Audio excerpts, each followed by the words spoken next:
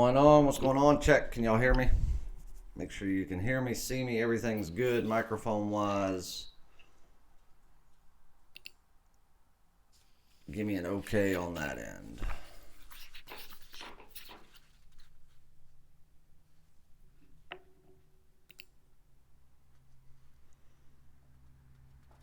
What's up, John? Another John. San Diego is fantastic.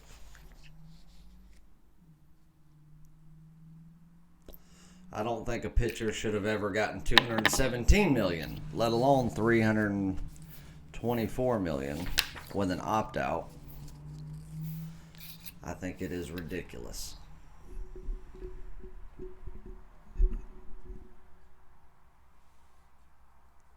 What's up, Matt?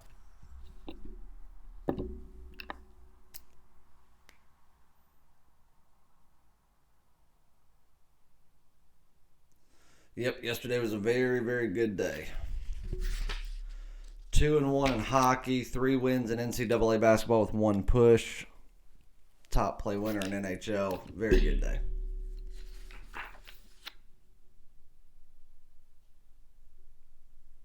I don't know, man. Not playing good. Not playing good. They'll turn it around, though. They're still very talented. They're just not. I don't know. I don't even want to say they're not playing as a team. They're not gelling as a team, though. I think that's a better way to put it. My NFL weekend was fantastic. Fantastic. I think we only lost one NFL game. Had the Ravens, the Browns, Atlanta, and Carolina over. We did have Oakland, so 3-1. Very good Sunday.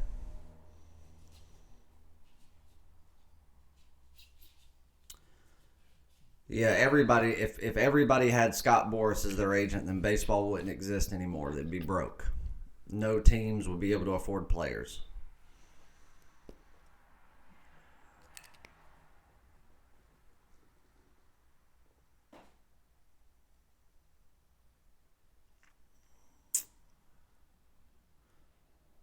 What's going on, Walter? Yep, top play's been rolling right along as always.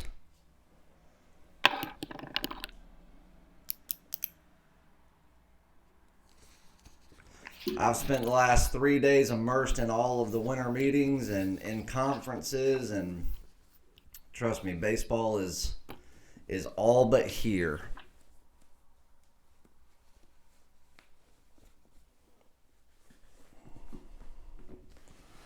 It is all but here. I got to talk to a lot of good people.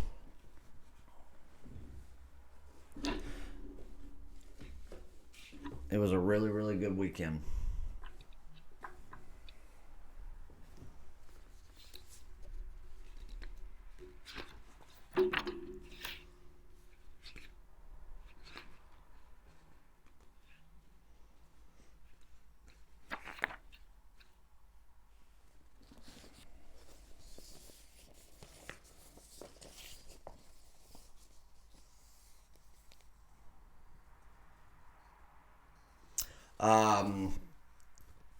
It's more like heaven for me, Colton, not just Christmas.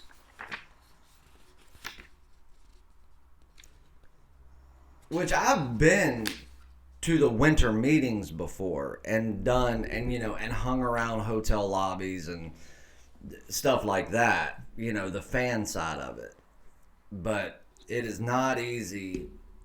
I mean, it's flat out impossible unless you are with an organization and in a position in that organization to where you need to be there to have access to a lot of things.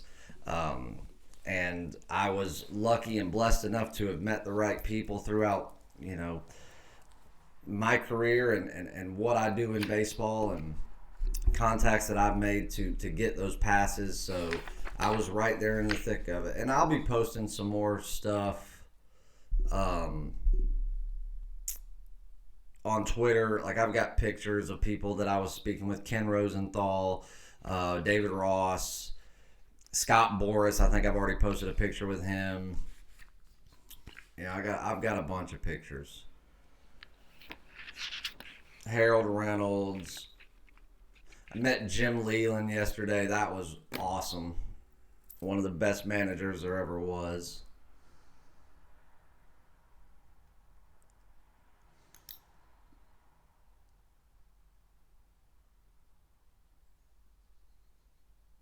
I don't think any pitcher is worth that amount of money. I didn't think David Price was worth 217 million.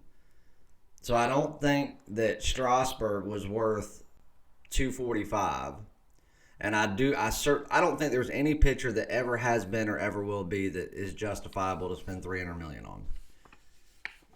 That's the most compromising position in baseball. One throw, your career could be over. And pitchers get the best guarantees in baseball. And I'm telling you right now, they keep throwing cash out like this. And these agents and arbitration lawyers keep getting involved and raising the prices on these players. Guess what's going to happen? We're going to go into another strike and not have any baseball. Because all it's going to take is one of these organizations like a Yankees, a Dodgers, Cubs, Boston to say, you know what, screw this. Players aren't worth $500 million. We're not paying it. One of them say it, others will follow suit. Small markets can't afford it anyway, so they're like, thank God somebody finally stepped up. And then we're going to go into a strike because the players are going to say, well, we were worth it before, we're worth it now, we're going on strike. They're ruining baseball. A pitcher has never been, or unless the cost of living, goes up by 20 times what it is, no, there's not an athlete that's justifiable to spend upwards of $500 million on. Not unless you're signing a lifetime contract and there's stipulations in place where he has to play well over a decade.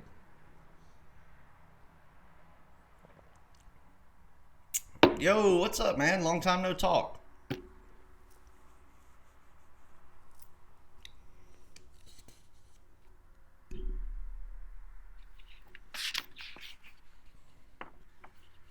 A new salary cap's fine. I mean, salary caps, in my opinion, need to change once or twice every 10 years.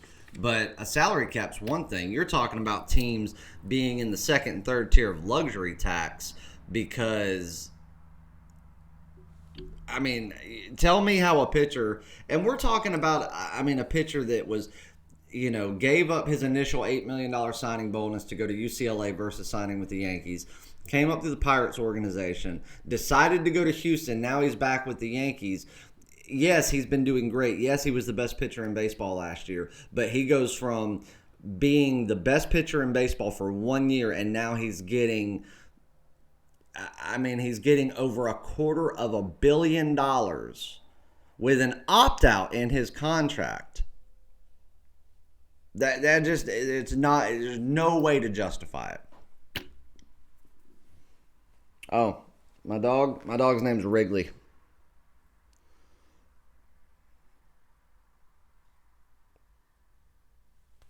Ever since I got home early this morning, she has not left my side. It was a great trip. Fantastic. Exhausting. Trying to cram that much into 3 days. Going from East Coast to West Coast back to East Coast, it was beyond exhausting, but it was well worth every bit of it. I've already got my plans made for next year in Dallas.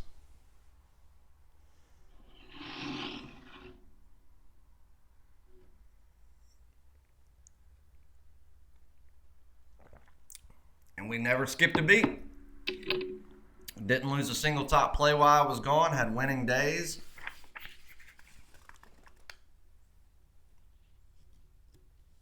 No, it's a Maltese. I need some freaking eye drops. I know that.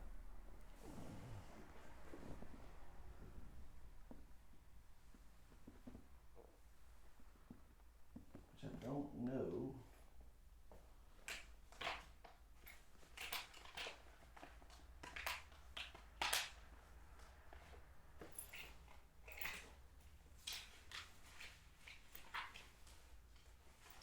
I could have sworn I had some at my desk right here, but I guess I do not.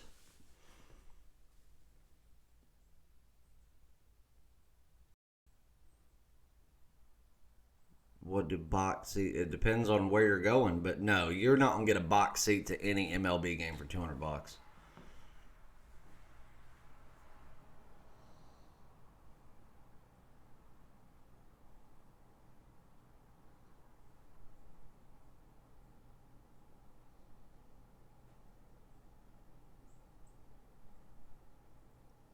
We did win big on Monday. I mean, just because we didn't have a play doesn't mean we didn't do big. I mean, we went 5-1-1. It doesn't get much better than that. I did not like the Bruins game yesterday. I didn't. Half their team didn't even attend morning skate around. When a team doesn't attend morning skate around, there's too many questions in the air, and I'm not going to risk it. If a capper released the Bruins yesterday, I can promise you they don't read skate around reports. They don't even know how to get them.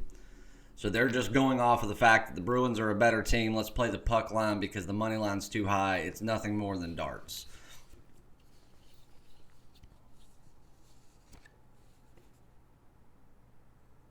No, it's not Cole's fault. I mean, if somebody's offering you the money and telling you you're worth it, then in Cole's situation, he is worth it. He's just not worth it. Nobody is. Nobody has ever been. Agents are doing it, and it's the ownership's fault that they're willing to pay it.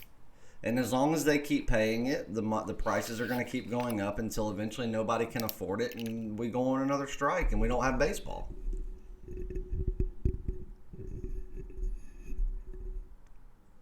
I think LA's showing a lot of interest in them. I don't think what the media is telling you is the Phillies also have a lot of interest in them. That was the buzz going around a lot of the conference rooms I was in, is that the Phillies are going to try to make another big move.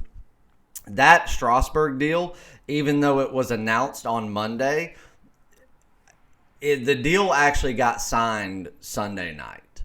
Scott Boras was in the Grand Hyatt, signed the deal on Sunday. They did not release it to the media until Monday, and that was in large part due to Scott Boras because of what he was trying to do with the Yankees. Nobody expected him to sign his two main guys this year at the winter meetings because Scott Boras he's getting paid $1 million a start.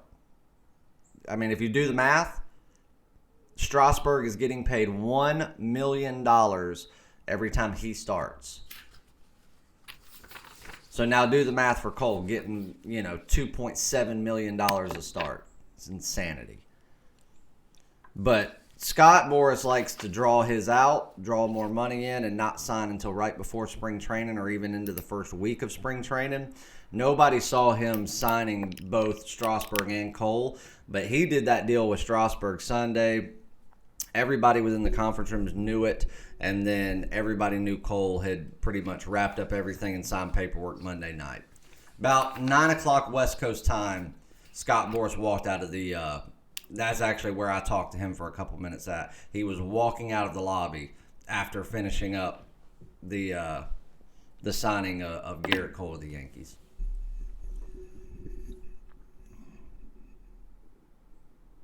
The Angels should have landed Gerrit Cole. It wasn't because of money. They were willing to spend it. They were willing to pay the luxury tax. The owner was willing to pull a big chunk out of his pocket to fund the organization being able to afford him.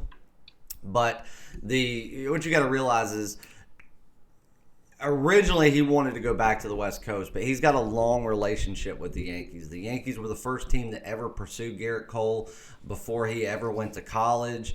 When he decided that he wanted to go to UCLA and turned down a first-round draft pick and an $8 million signing bonus, the Yankees, which usually would have been the team to look down on him for that, they supported him. They stayed in touch with the family. They built a relationship with his father and got really close, and then let him make his way around the league, build himself up, see what his worth and his health and his stamina was going to be, and then they went in, and I think that it was more of a relationship.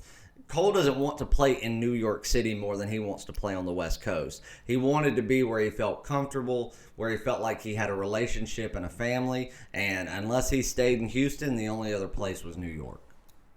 The Angels are working on it. Don't worry. The Angels, they've got money to blow, and they're going to blow it. They're going to get some good players. I think Ben Zobrist may end up going over there for his last couple of years. He's still the best utility player in baseball, in my opinion. Great, person at the plate, fantastic batting average. So don't worry.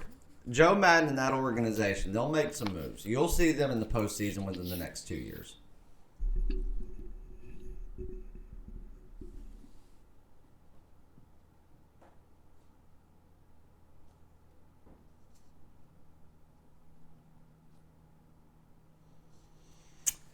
I don't think they're toying with the idea of it. They don't want him as much as they want other players. And Astros right now are their budget is blown. You got to think they just lost a starter. They need a reliever. I mean, they need a starting catcher, and they're already in the second tier of the luxury tax, and they've blown through their salary. So right now, they're going to have to go out there, and they're getting ready to face probably very hefty fines. So it's not toying with the idea of trading them. It's like knowing they're going to have to deplete some players just to generate cash. Because they're not going to get rid of Verlander. They're not going to get rid of Altuve. Bregman is a person that can play multiple positions. They're not going to get rid of him. And that's what's going to keep people coming to the ballpark and keep the hope alive that they can still make runs in the postseason.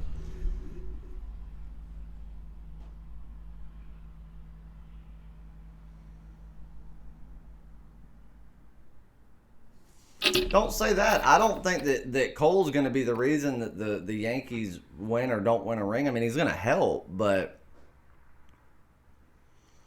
the Yankees with him still aren't the best team in baseball. The Astros are no longer the best team in baseball with things that they're doing. The fines they're going to have to make. They're going to have to deplete some of their farm system. So right now, one big move for the Dodgers. The Dodgers are unanimously the best team in baseball, period.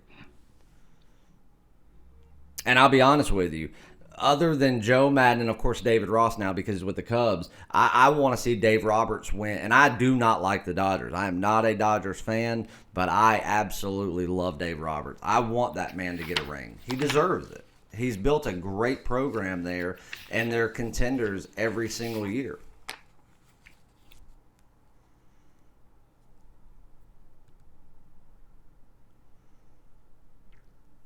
What's up, Keith? Yep, it was awesome, man. Anyone know how much DeGrom gets paid and when his contract is up? DeGrom won't leave New York, I don't think. The Mets need DeGrom. The Mets are on the cuff of being contenders in the NL. And with the moves that the Braves and the Phillies are making, if they don't keep somebody like DeGrom, they're basically just bowing out for the next 5 years. The dumbest move the Yankees made was not trying to re-sign Didi. That blew my mind. And he's really not that expensive in the grand scheme of things.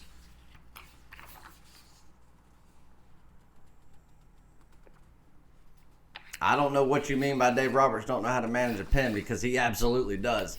Probably better than anybody in the National League.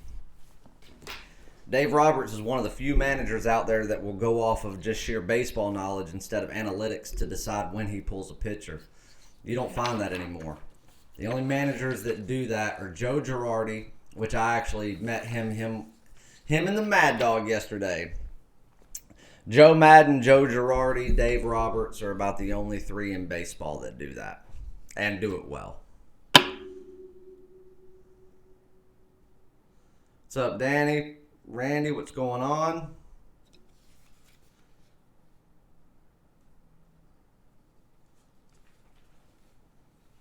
David asked how the next best pitcher out there to sign after Cole and Strasburg. Are you asking like right now who's the best pitcher in baseball, or who's like coming down the slate into free agency? I'm telling you right now, a lot of people that are going to be coming into it are going to lean toward retirement.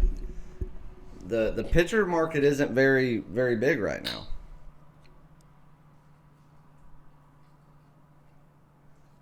No, the Reds are a contender.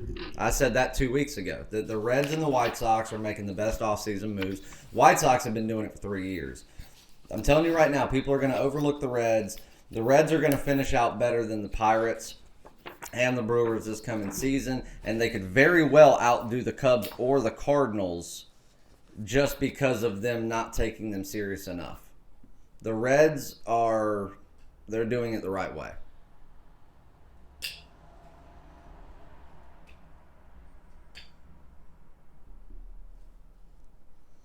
So let's see what we got going on today. Somebody asked if I was going to have a play of the week before the end of the week. I don't know. I don't plan this stuff out, guys. It's if something, if a game presents itself that something's off or something, or if it's worth it, I'll do it. I mean, sometimes I start looking at a game ahead of time because I see an edge right off the start, but I mean, sometimes I see it just hours before a game starts. So I cannot answer that. But just about every week we have a game of the week. Oh, congrats to everyone this past Saturday. Our final NCAA football game of the month was an easy success. Clemson, Virginia over. It cashed 15 seconds into the fourth quarter starting. Easy win. Big win. Nice little card tonight in NBA and in college basketball. Wednesday night rivalries is tonight. I don't really see a rivalry game on, which is weird. But I see one game that I somewhat like that I need to look into. So, possibility of another NHL play. NHL top plays for the season are now 26-4, 94% on the season.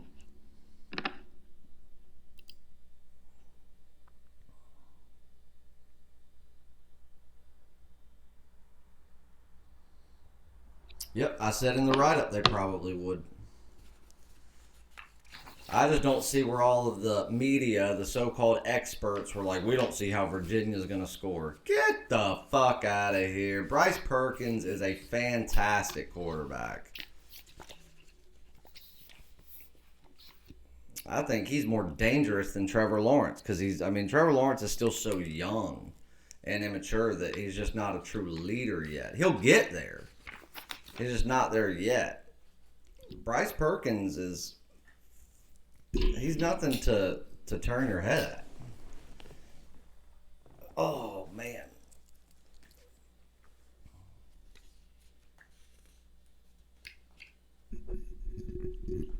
Everybody's got a dream, Walter. Everybody's got a dream. Show all 11 of the fans, because I think there was only 200 people at the game. I don't even know why they have the ACC championship game anymore. They might as well flip a coin, make it a home game, and for whatever team, and just make it to where they have to split part of the revenue with the visiting team who also made the championship. So that way both teams can make a little money, the NCAA can make a little money, and people will actually attend the game.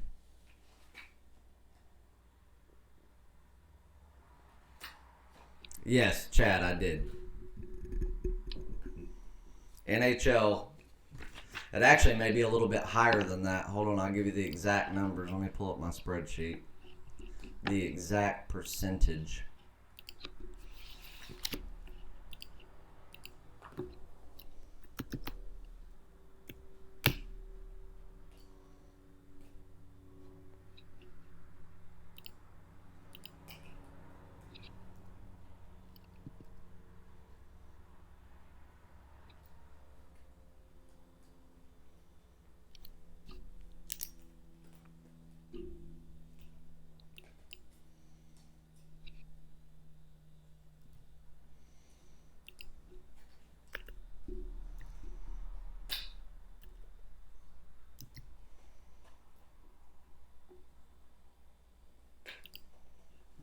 Well, if it'll let me log in.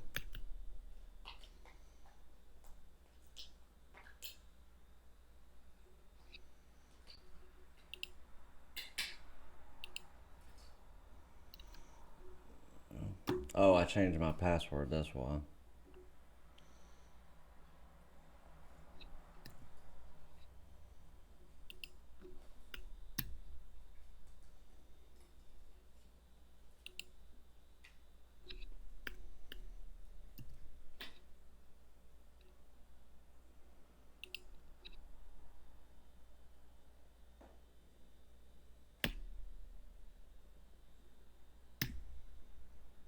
Oh no, excuse me.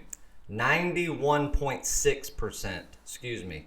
29 wins, three losses, and three pushes to be exact.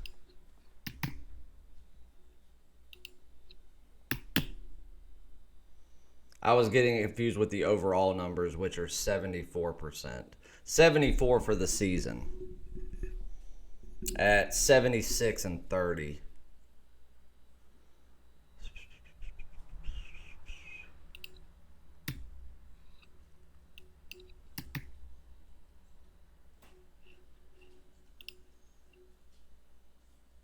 All right, hold on. Let me log out of this, guys.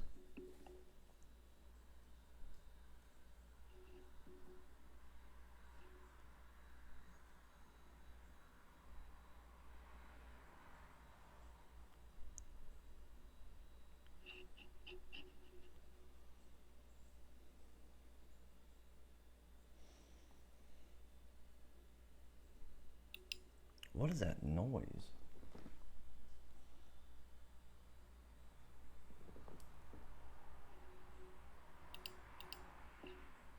Oh, it's my computer beeping.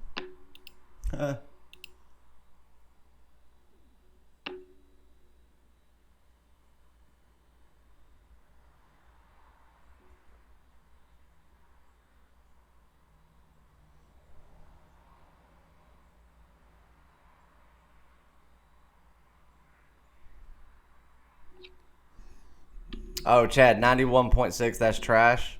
Okay.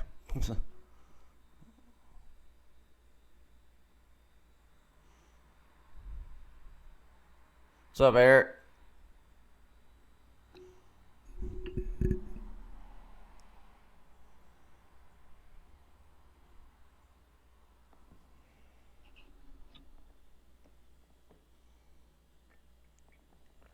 Hey, guys, you're going to have to give me a second. Walter, run the chat.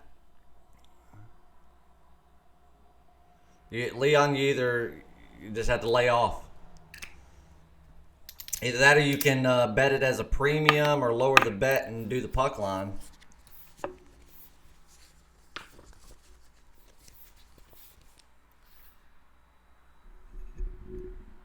Walter, run the chat. I've got to go get some eye drops. I can't freaking see. I'll be right back.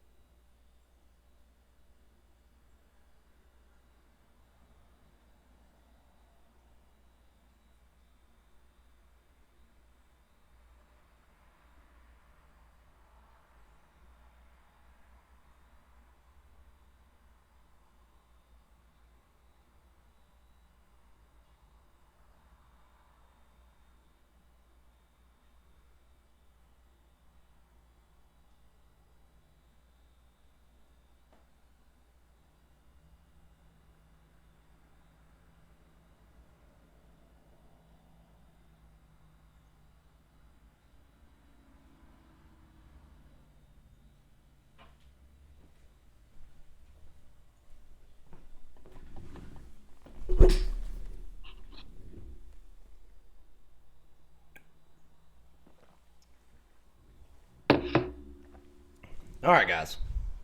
I can see again.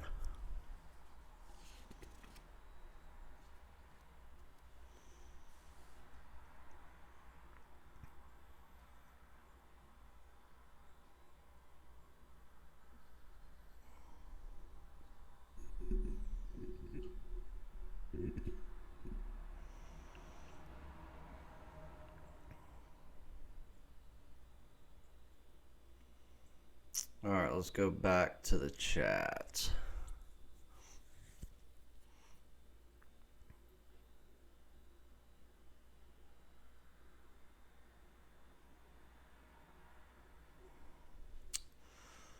For those of you, Jay Mills asked, for those of you that have been with Chase for full years, have you netted profit each year? I just started with, and I'm very impressed with the success so far.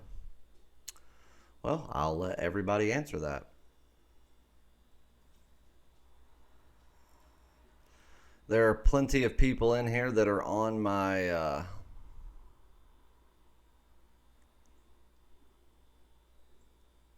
full year. So they can certainly answer whether or not they net money each year. J Mills, what package you on, brother?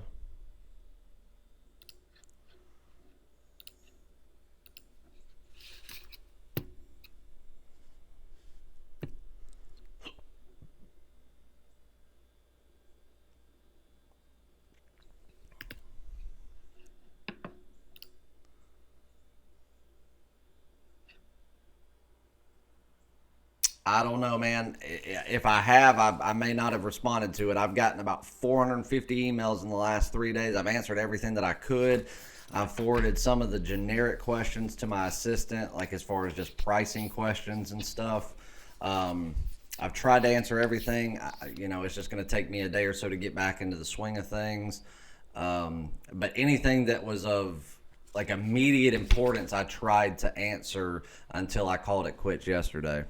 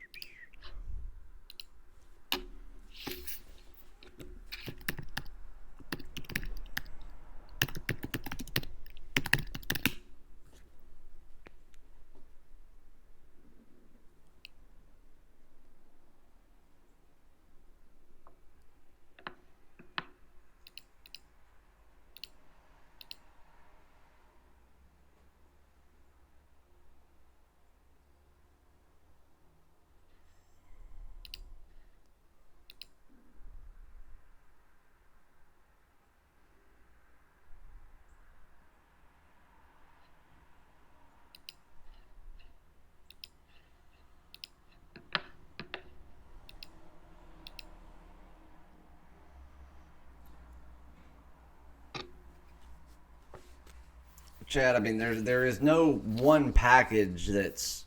I mean, the best package is there. It doesn't matter your bankroll size. That's not going to determine what package you need to buy. Best bang for the buck is the 1 year all access. That's going to get you every play that I release for 1 year, games of the month, week, year, every sport, everything. So that way you don't have to buy multiple packages, so on and so forth. It doesn't matter that you're only starting with a $500 bankroll. It matters that if you buy a week or 3 days and then when it's up and you win, you're going to want to buy another one. So at the end of the year, you're going to have spent a lot more money in packages than you would if you just bought the bigger package up front. If you're looking for just one sport, then absolutely baseball is the best. If you're looking to play something right now, NHL or college basketball, but I mean NBA's on fire too. There's not a sport we're not winning in.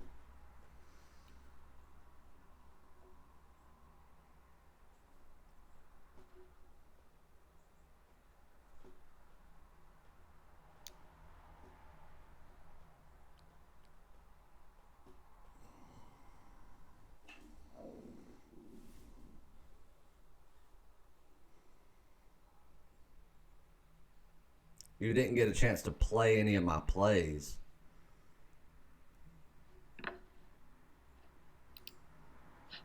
You were on a week package. And I see all the sign-ins.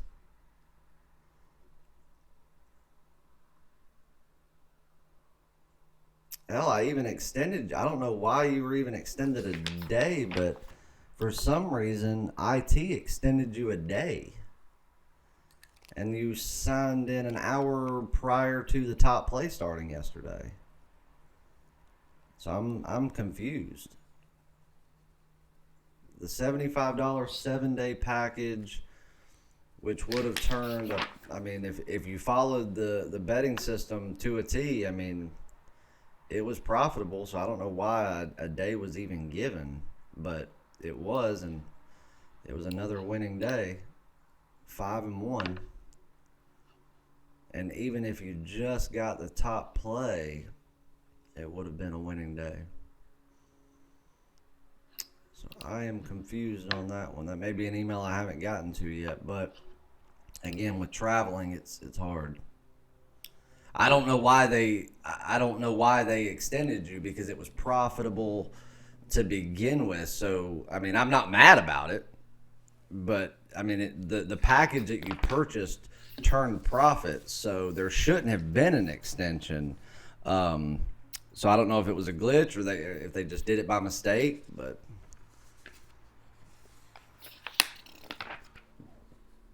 let's see. Okay. Hold on, I'm missing some of these questions.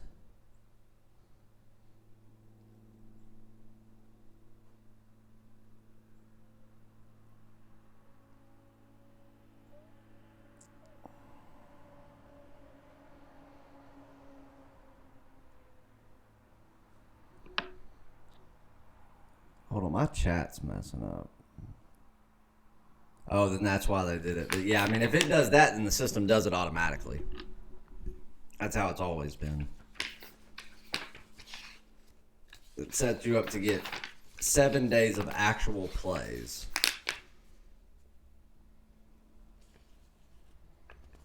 Yeah, I mean, Walter, there's nothing wrong with small bet size. I mean, I've actually had people buy the year all access, and they're only betting $25 a game, $50 a game. But at the end of the year, now they're betting $300 to $500 a game, and they're doing it all off of house money.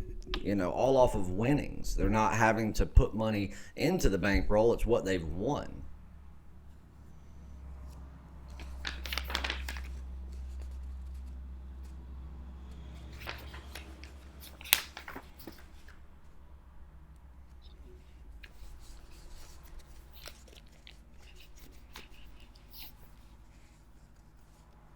All right, so who wants to? So last night, when I was flying, well, I say last night, early this morning, when I was on the plane, I started redoing my depth charts for college basketball, and when I got to Dallas on the layover, and then from there until when we landed, I rounded out my my new depth charts.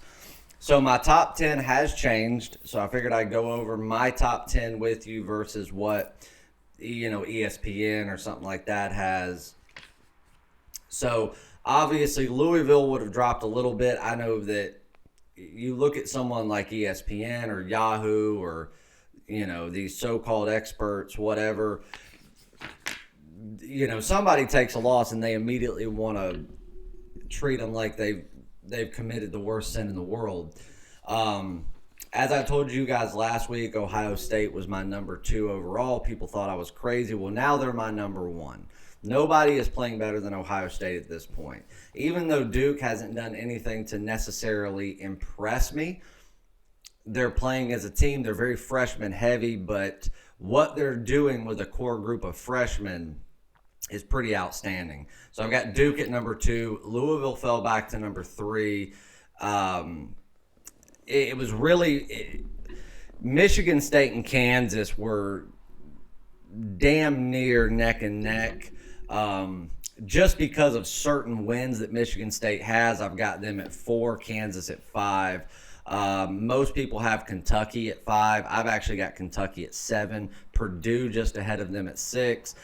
Maryland at number 8. Gonzaga at number 9. Michigan at number 10. Butler at 11. Virginia at 12. Oregon at 13. So on and so forth.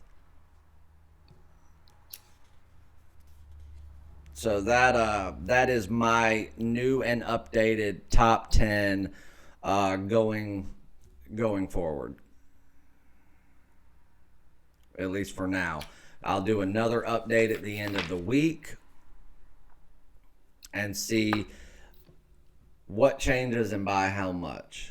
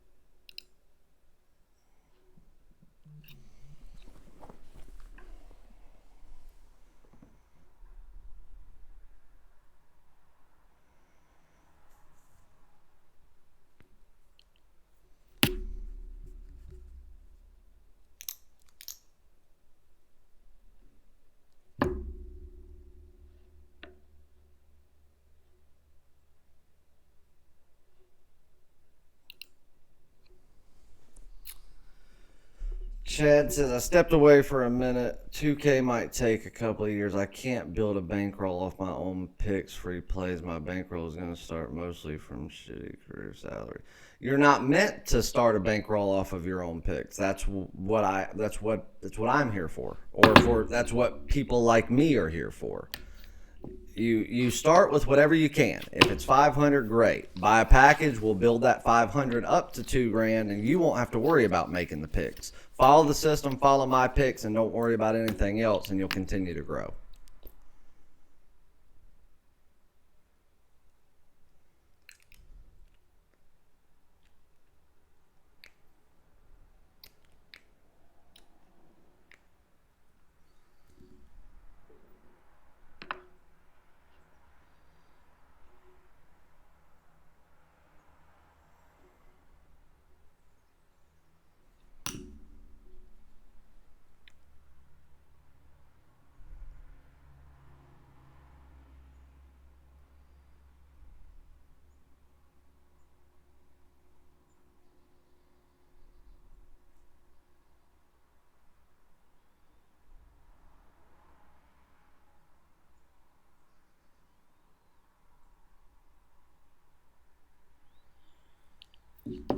All right, let's see what we've got going on today. Let's see if we can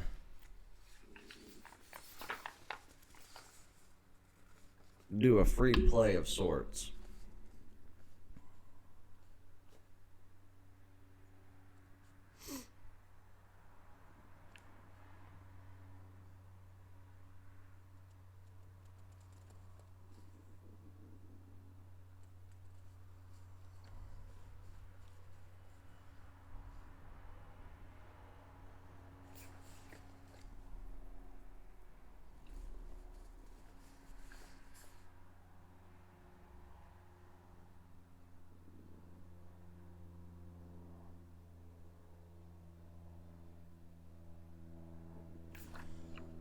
let me check for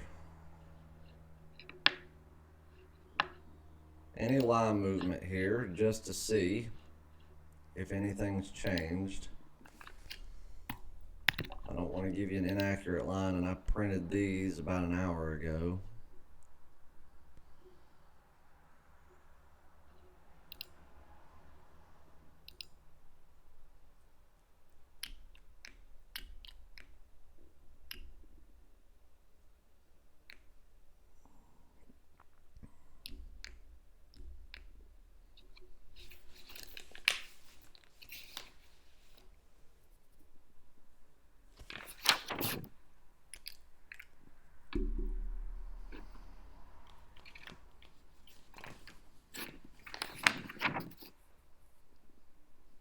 There's a game on here that caught my eye immediately.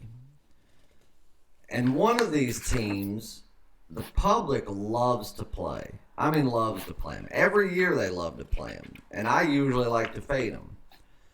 But this morning, when I looked, this game caught my eye almost immediately. So I started digging into it. Obviously, the numbers that are already there most certainly favor, the team, the favorite here.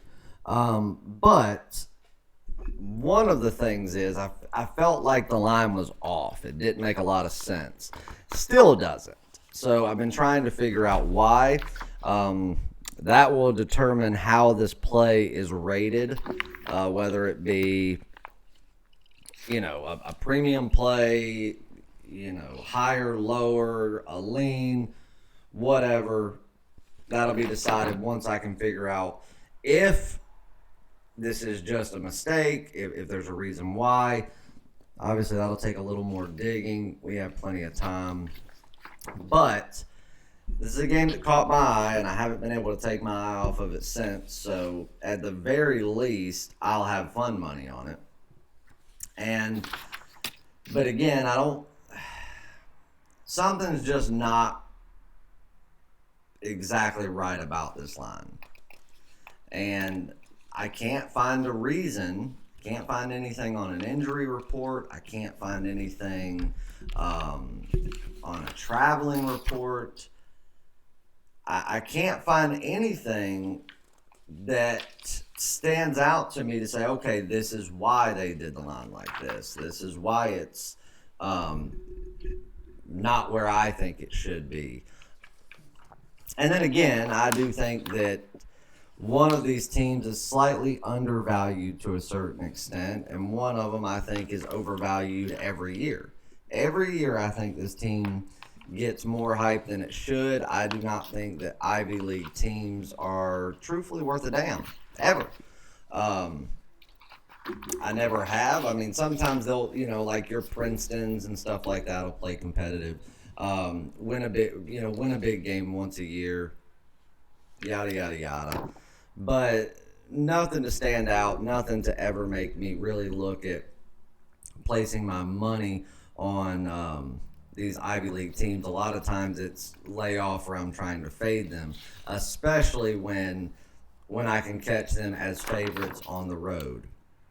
Usually you give me an Ivy League team that's on the road and favored. I like to look for reasons to justify fading that team. And a lot of times it works out in our favor. But for some reason today, I cannot take my eyes off of this Yale and UMass game. I don't know why. If you look at just hard numbers, I think Yale should have opened up as a 7 to 7.5 point favorite because I truthfully think they're about 10 points better. Right now, come the end of the year, I don't think they will be. But I do think that UMass is a little bit undervalued. UMass plays teams hard. They don't have a lot of talent. They don't have anything to, brag about, but they play teams tough, especially at home. But you're going to give me, what's the line at this very moment? -4 for Yale. If at the very least for fun money, I'm going to take my chances with the team that I think should be favored by a few points higher and lay 4 with Yale on the road at UMass.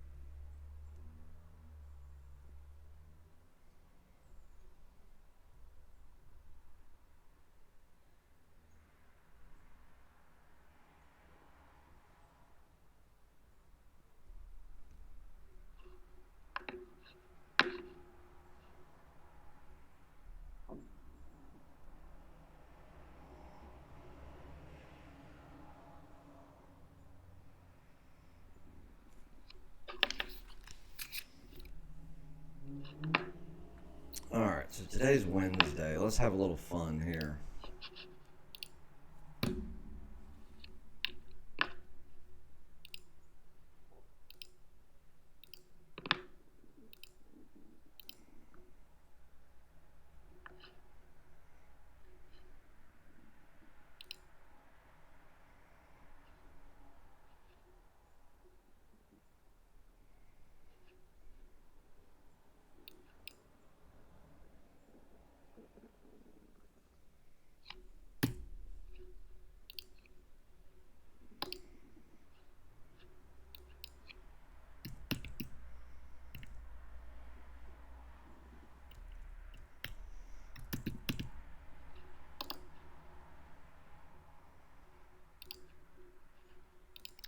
All right, first special for today.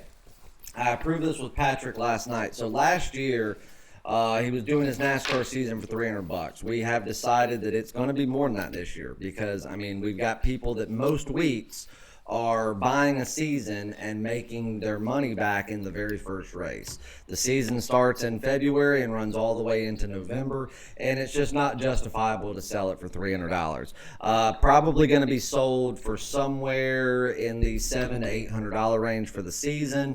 We will do a Christmas time or New Year's special before the Daytona 500 for $500.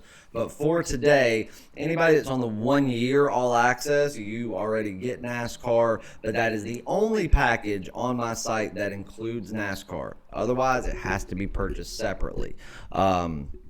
There is not another NASCAR capper in the business that does anything remotely close to Patrick. It's been proven week in and week out for the entire 2019 season, with only 4 losing races throughout the entire duration of the season. So for today and today only, Patrick has agreed to let early birds come in and buy the NASCAR season for all of 2020. That's every premium selection, every top play, any futures that he does, every play for the entire NASCAR season for $250. It's on the website and available until midnight.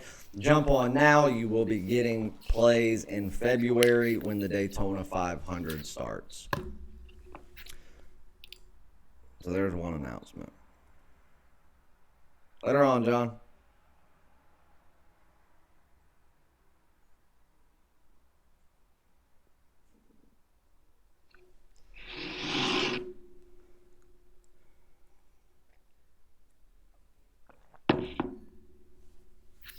Hey, Keith, can you do me a favor?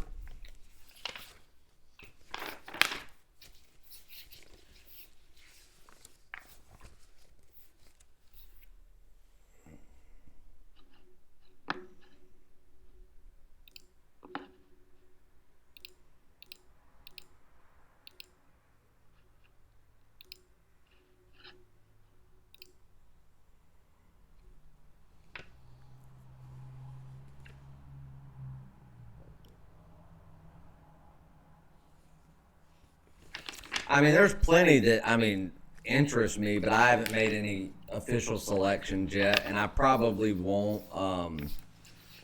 until towards the end of the week.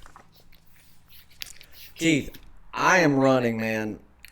I've been up since 4 a.m. East Coast time on Sunday morning, flew out to San Diego, did 2-3 days worth of stuff there, flew back in at 3:30 a.m. East Coast time this morning, and literally took about a 3-hour nap and been up working since then. So I need another cup of coffee. So please run the chat for about 5 minutes while I go make another cup.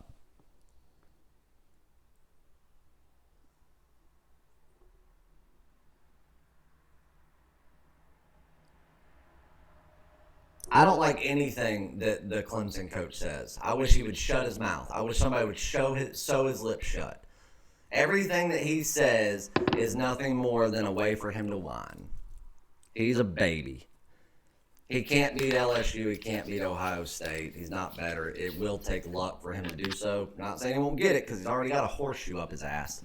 But no, there's nothing he's going to say that's going to make me change my mind about him.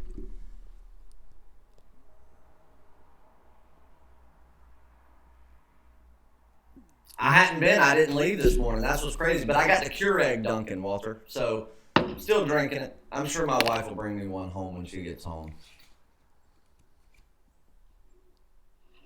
J Mills, if you were on the 1-year all access pass, you get NASCAR, so you do not have to buy it. But that is the only package it comes with. If you're not on a 1-year all access pass, NASCAR is completely separate.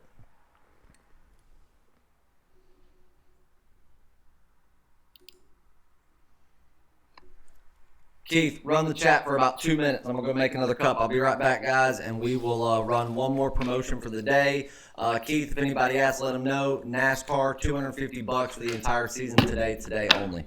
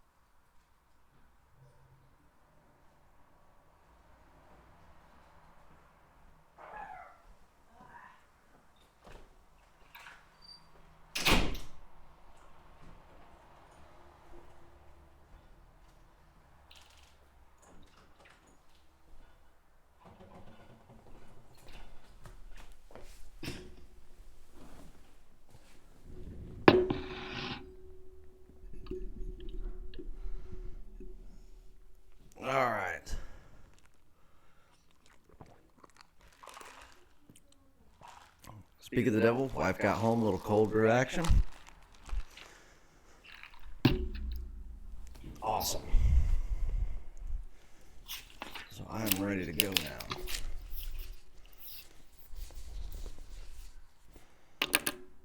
Yep, Tommy gave out one play earlier. Just kind of a lean at this point.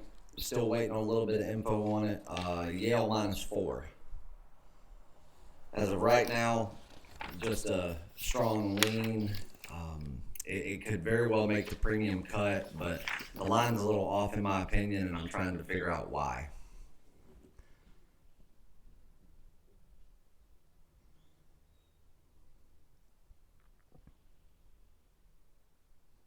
I did not, Matt. No action in that last night. 3 NHL plays, went 2-1 with the top play winner. In college basketball last night, I played Notre Dame, St. John's, which was a push, Boston College, and Davidson. So 3 wins, 1 push. No action in the Penn State game last night, and because I was on a plane, I did not get to watch it. So I'll have to go back and watch it and take notes. But I've got Maryland as my number 8 team overall in the country in my power rankings. But don't really have much to say about the game other than what I can read because I was on a plane and did not watch it. While I was on the plane, I did watch the Louisville-Texas Tech game.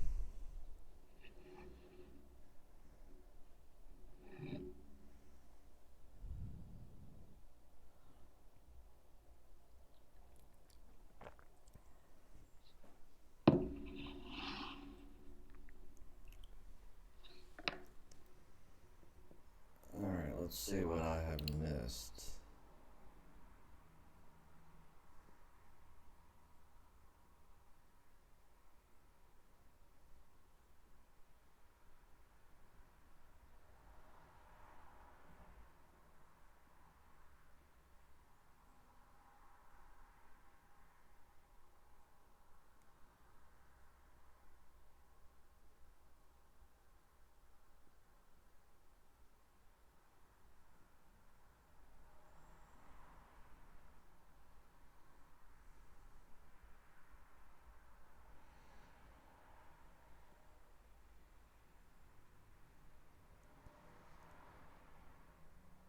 And it includes the $99 package includes every premium and daily top play in all sports for 7 days.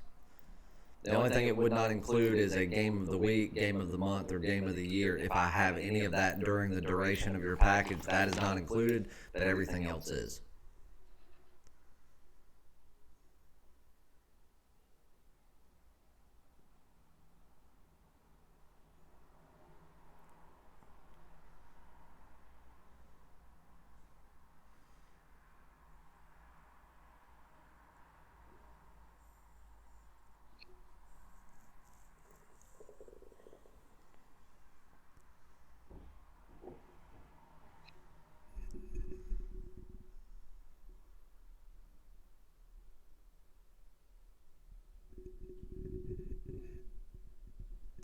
No, I do not go crazy with bowl picks. I don't even make any bowl selections until I figure out who has been officially selected for the lineup card because players now have the ability to skip a bowl game and not attend. So a lot of people that are going to go eligible for the draft don't go. So as of right now, we don't even know who's going to play.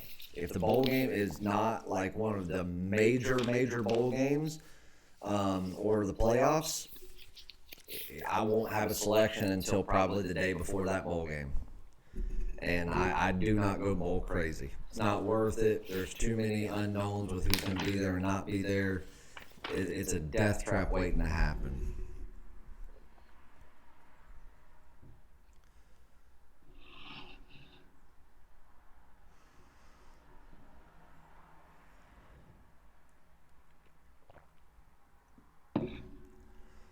I can't say enough good things about Patrick. His NASCAR is incredible.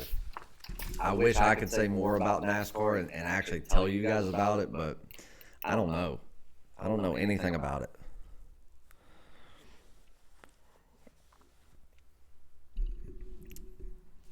I know I make a lot of money on it. But that's certainly not to do because of me. That's all him.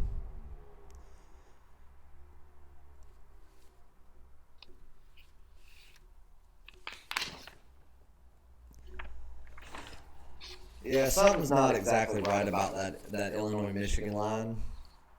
I mean, Michigan for me, I've got as my number.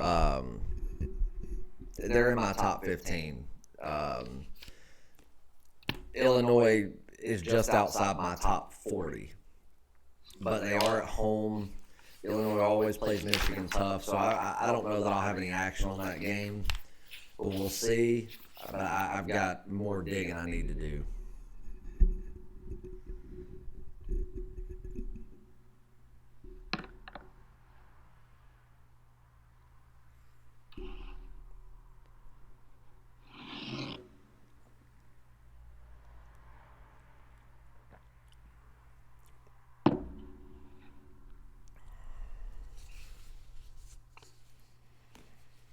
I told everyone the first weekend of the season they better watch out for Maryland.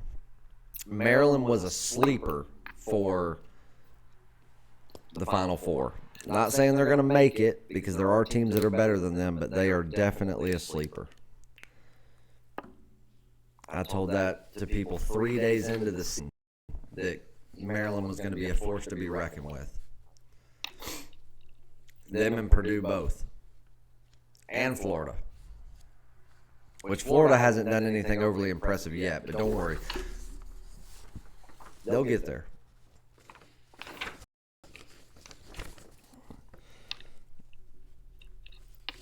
There's one premium game that is for sure locked in.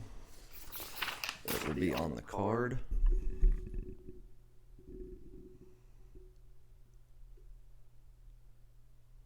If you were on a one-year all-access, you get NASCAR.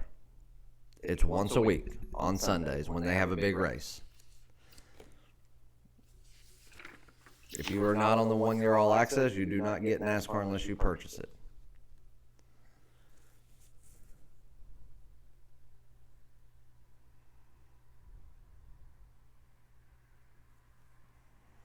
No, Penn State's not a bad team whatsoever. I mean, I've got Penn State in my top 25. I've got them ranked 23rd overall in my power rankings.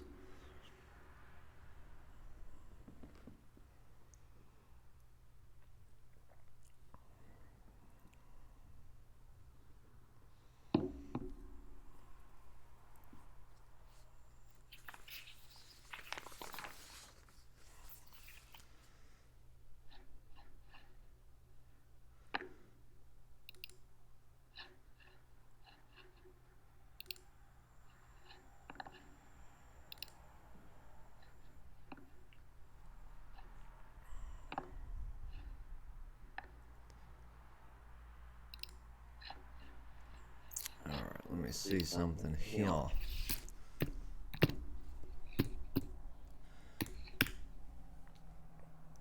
I doubt Michigan and Illinois have even done their shoot-around yet. But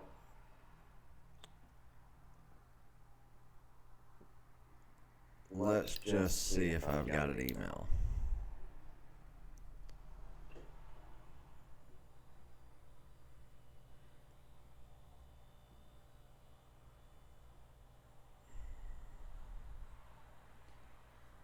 Nope, nothing yet. But they don't play till 9 o'clock tonight, so they probably won't even shoot around till about 3:30, I would think. Would be my guess.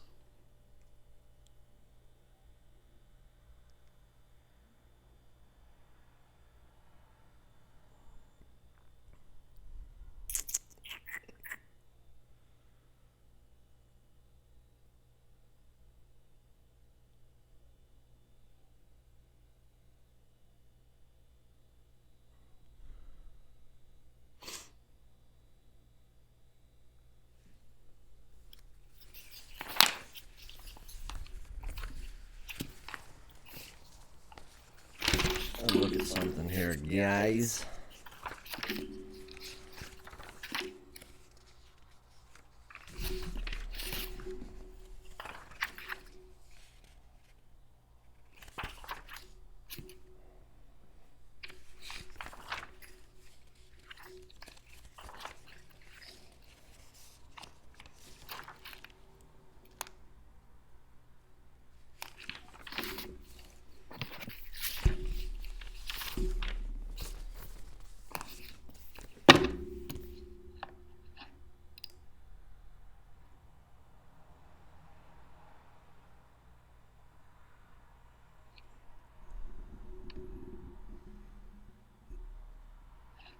Penn State's, they're a very well-rounded defense. Like, even though they don't make explosive plays on defense, if you notice, they play 40 minutes of defense.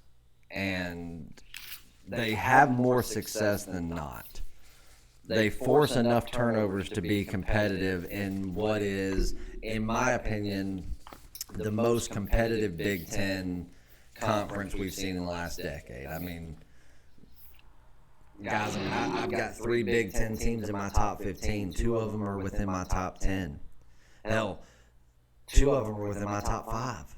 One of them's the number 1 team in the country.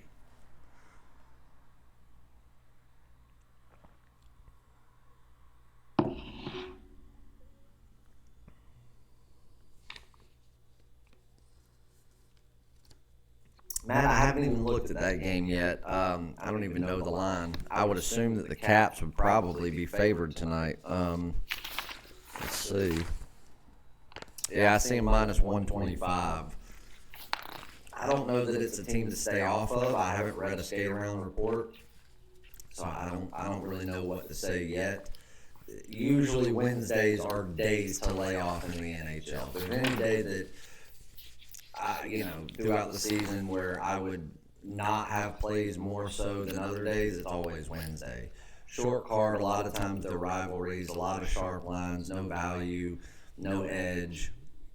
So those are the days that you would want to stay off, if anything. Not saying that I will not, not saying that I won't have a play tonight, but as of right now, I haven't locked one down.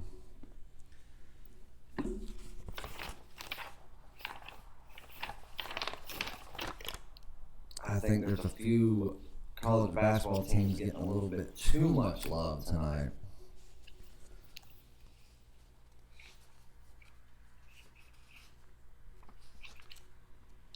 Just a tad bit. Oh.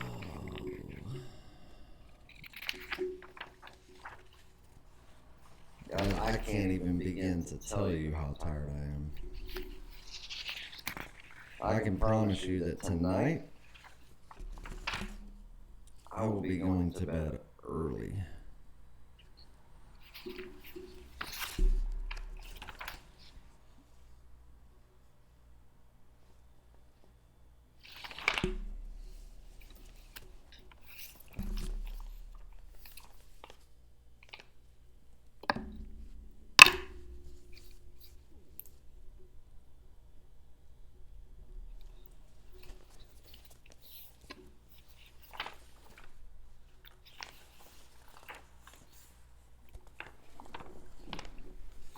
For my peeps out there that like the high spread games, big favorites, I'll tell you the one that I think that could be higher. I think Arizona State should have opened up as a 22-point favorite at home. I mean, I've got Arizona State in my top 100. I don't even have Prairie View A&M in my top 250. So laying, the spread's 19 right now. I think that's justifiable. I certainly don't think there's a huge edge on that line, but it'll be something that at the very least I'll throw something on. Because the line, I mean, Arizona State is most certainly worthy to be laying 19 to a team like that.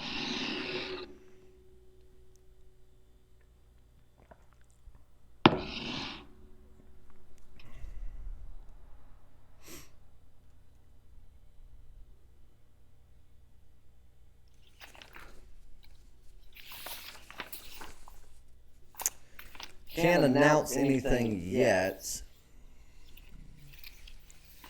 Curious how you rank your teams in your power rankings. All right, so Matt, it's kind of hard to explain and have you actually understand it since you're not physically looking at it. But so what I do is, and I started doing this, I don't know if you guys have ever heard of a system called Sabre or Teamcast for baseball, sabermetrics and analytics, but I know how to run one of those, which is typically only for scouts and GMs, and it's a very, very complicated data system to run, but I know how to run them, And so what I started doing is I take into consideration about 7 different factors when doing college basketball, for instance.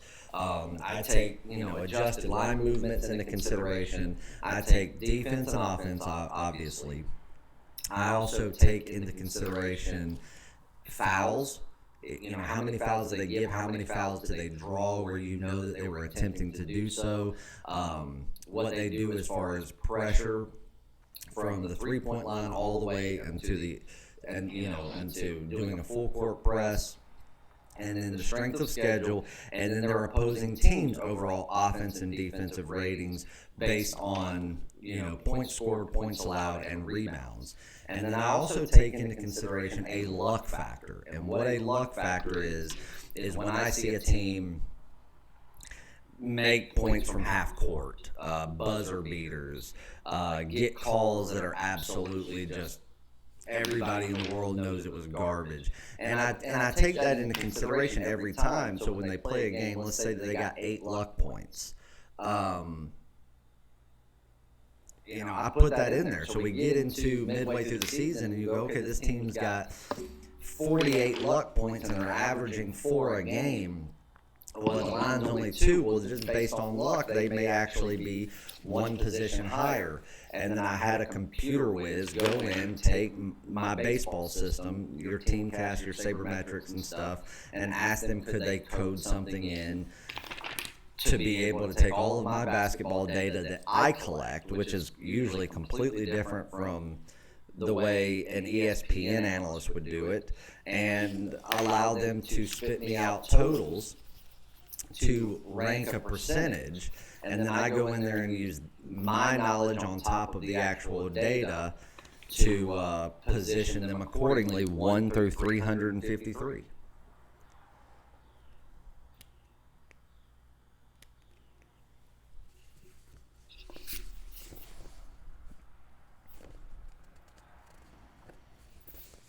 No calling it yet. Arizona State I like. But no call in Arizona as of yet. I haven't even broke the game down yet.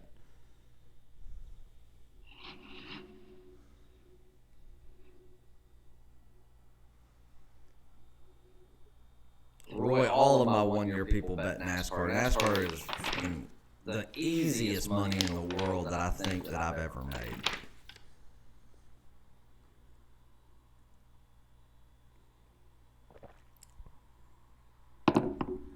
Yeah, I mean, a lot of times when I try to tell people that, they're like, okay. But like, for instance, here's some numbers. And I mean, I know these numbers don't mean anything, but it goes off of conferences, offensive, defense, opposing offense, defense, luck factors, adjustments, lines, everything. And then every day it pulls from ESPN.com scores. So that way it calculates wins and losses without me having to. And then the data that I collect, I add into it. I try to do it on a daily basis or have my assistant do it. And then once a week I do a full update, spit it out, re-rank it as it needs to be ranked. And that's what I go off of for typically the next 4 to 7 days, depending on how many big games there were in that amount of time.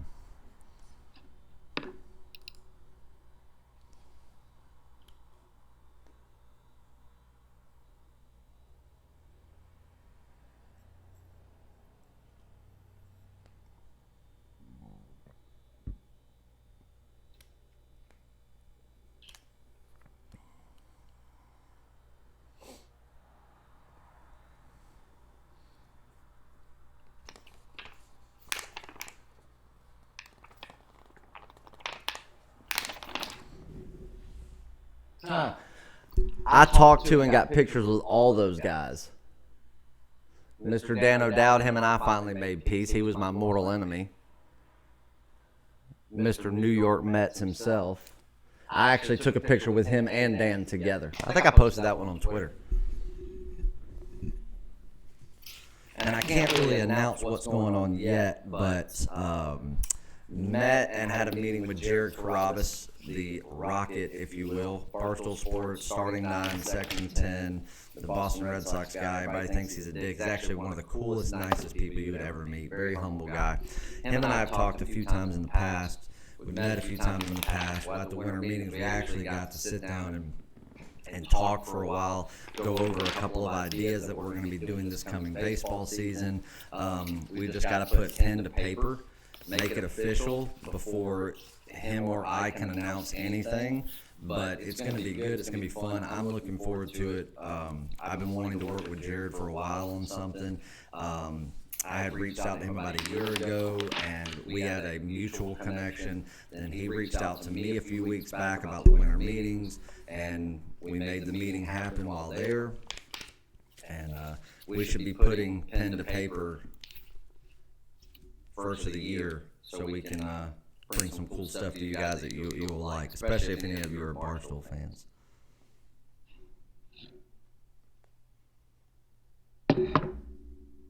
Did you see anyone from Barstool?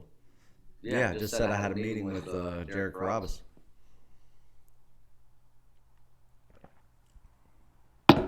Hold on, give me a second. I'll post.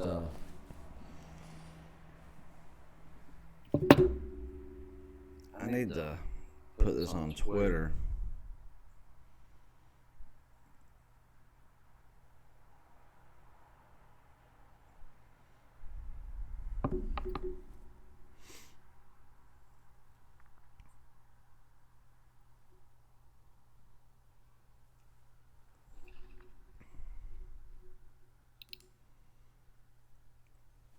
Yeah, there's me and the old Rocket right there.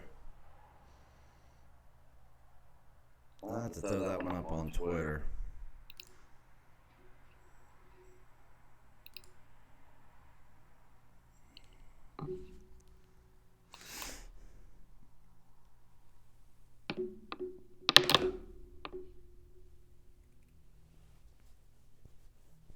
Yeah, I like the Barstool guys. So I had met Dan Katz back, God, 5 or 6 years ago.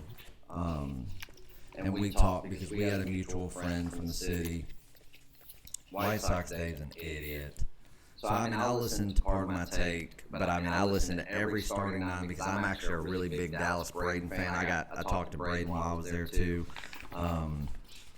So him and Gerrit have always been my favorite. I mean, I like Dave and everything, but I like Barstool for the actual sports side. I mean, love Portnoy, love what he does, but if I'm going to prefer to listen to someone, definitely Carabas and Braden, and then, you know, the Part of My Take guys. And then I'll listen to some of the Barstool radio stuff. I like Riggs.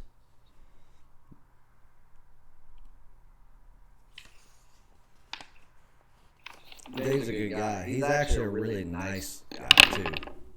Not nicer than Gerrit. Like, Gerrit may be one of the nicest, most humble human beings that have ever lived.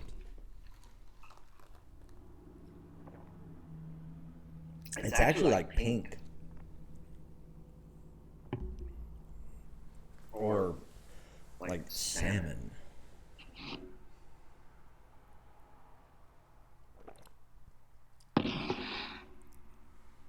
It's like I used to like Frankie. Now he just gets on my nerves. I like Trent a lot.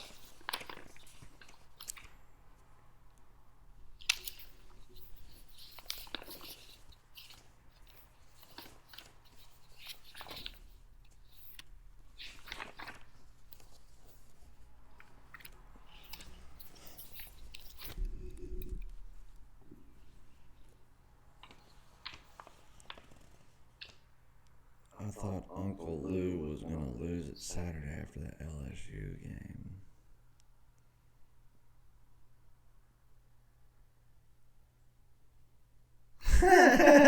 Chad says, my child could be drowning, but if Chase goes live, sorry kid, got to get my AirPods. I've got mine right here. I've gone through like 8 pairs of these things. I need to stop buying them and go back to the ones with the cord on it.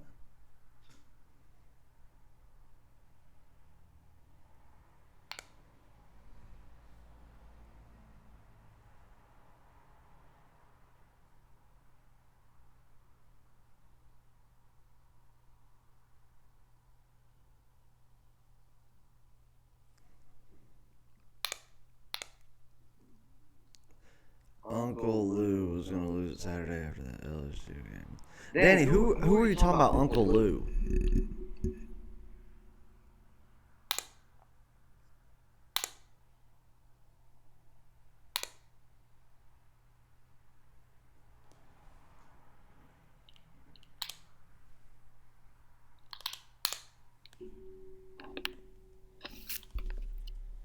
Hold on, we got NASCAR people coming through. Let's see what something's going on the website because it keeps alerting me.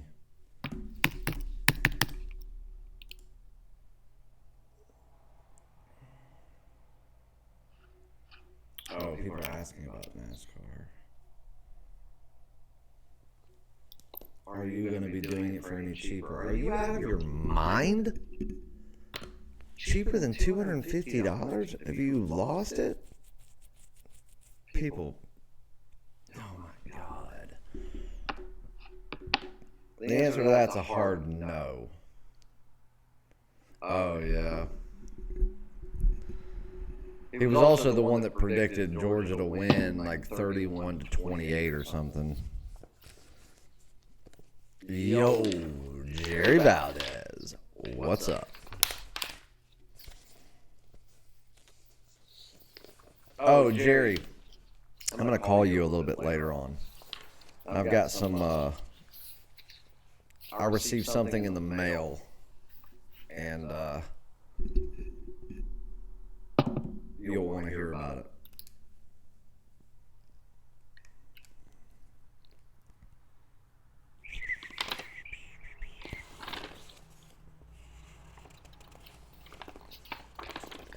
How do you bet the winners? Well, I mean, what Patrick usually does is he'll do anywhere from 2 to 5 head-to-heads. So the sports books will put out head-to-head, like this driver versus this driver, certain odds, and you have to pick which driver is going to come out ahead of the two drivers.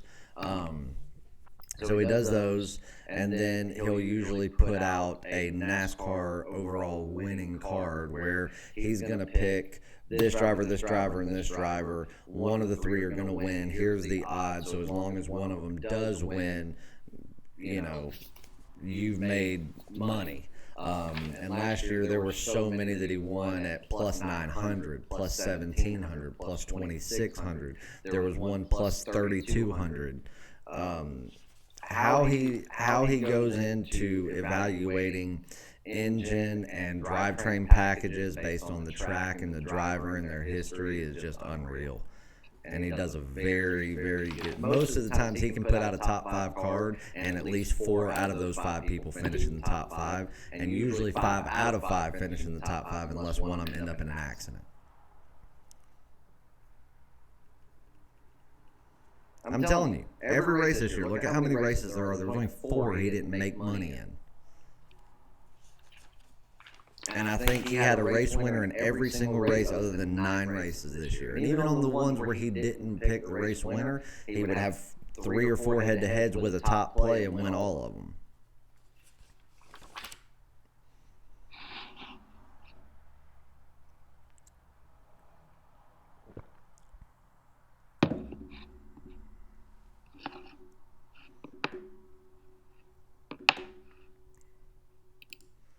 I'm telling you right now, if it's something y'all are interested in, you'll make your money back for the season in the first race. $250, February through November. You can't beat it.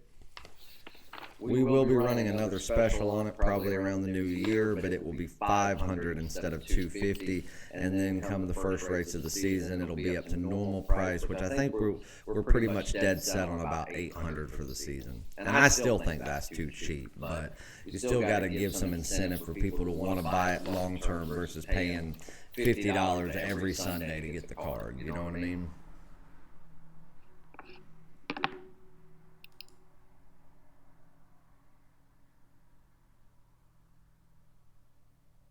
No, absolutely not. Not even close. I hear these old timers in the industry, your Tony Georges, your Scott Sprites, want to talk about their NASCAR because they do one head-to-head pick involving Kyle Busch, once every couple of weeks and brag about it. Give me a break. They've never once gone out there and said, this person's going to win the race before the race starts. Tell their clients to bet it, and it happens every single week. They've never done it. They couldn't do it. And, I mean, hell, they charge, what, $30, $40 for one race pick? Hell, Patrick does $40 every Sunday and gives you between 5 and 10 overall picks. And does every single race for the entire season. Every Monster Cup Energy race, you get a card in guaranteed. He does not skip any of those races. Or at least he never has. I don't see why he would. I mean, he starts looking at races 2 weeks ahead of time, and then when all the information's there, he evaluates and he has his card ready to go typically Friday, but a lot of times your lines don't even come out until Sunday morning, where then he has to go out, take that into consideration, readjust some things, make his final picks, and then put it out. 3-1, Matt. Had the Ravens, had the Browns, had over in the Panthers-Falcons game, lost the Raiders. So had a fantastic week in the NFL.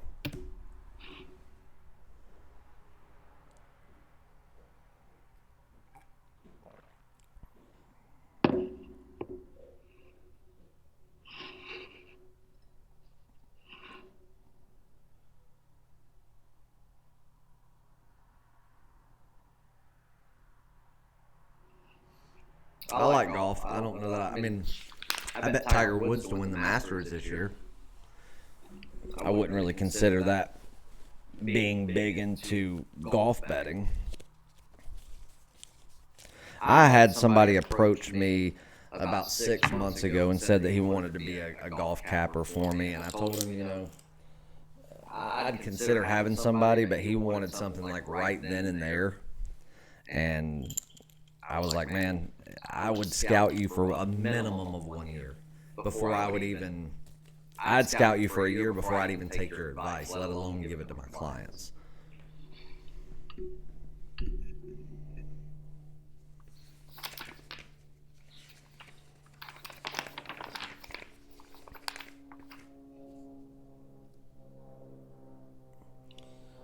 Oh, man. 2 more days of antibiotics and I'm finally done. Ooh.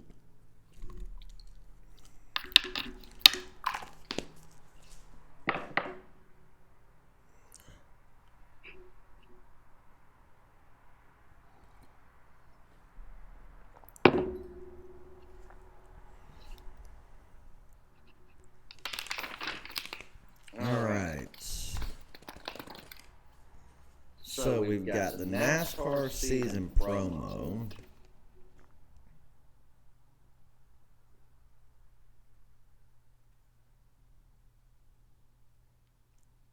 Who is Kyle?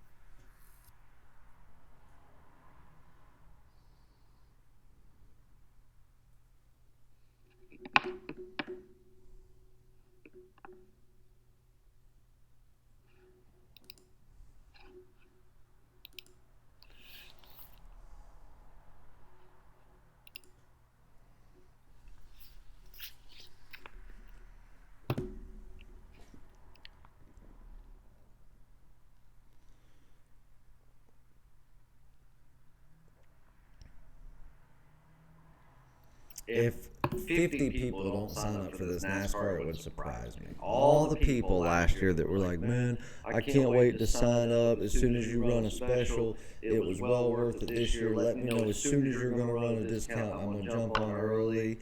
And here it is, $250, which is cheaper than we were selling it for last year. And I told everybody, prices are going up for 2020 significantly.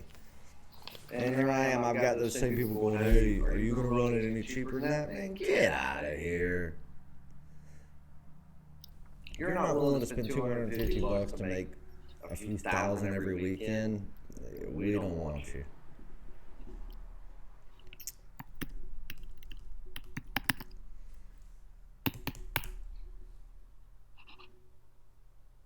I hate to be so about it, but it's the truth. Don't want you, don't need you.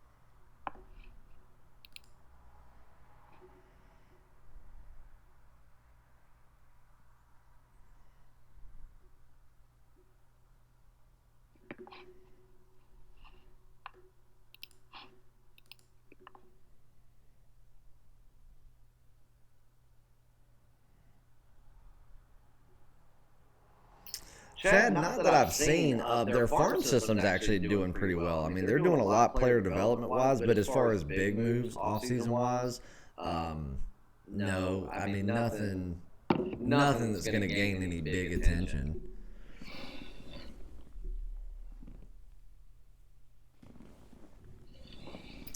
What do I think about the Falcons 49ers game? I think that it might be a trap.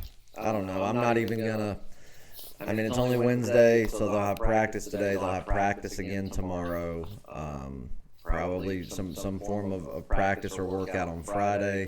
And then I'll get all the reports together, read them on Saturday for my picks on Sunday. So I'm not going to give any leans or picks this far out on games for Sunday because anything and everything could change between now and then. I think that's smart. I think Ole Miss had the balls to do it. I think Lane Kiffin is one of the best offensive coordinators of the last 20 years. He's a football offensive genius. Yeah, he ruffles people's feathers. People don't like him, but his wife was part of the problem. He goes to Knoxville. Well, he bombs in the NFL. Who cares?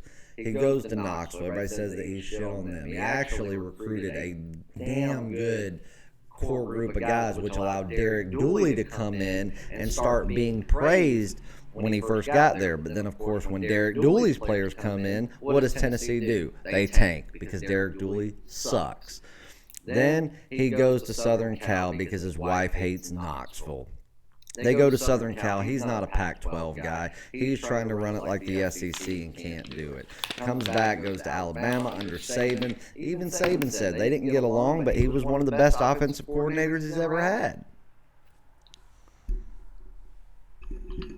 He needs to be in the SEC. Lane Kiffin is smart, and he got rid of that hussy wife of his.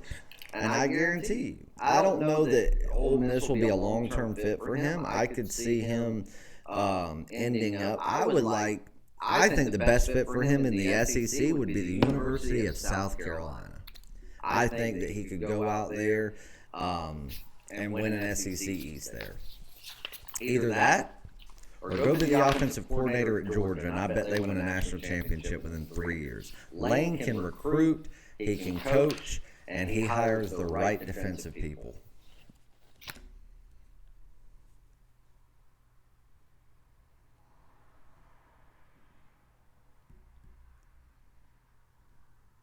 Hold on, let's see.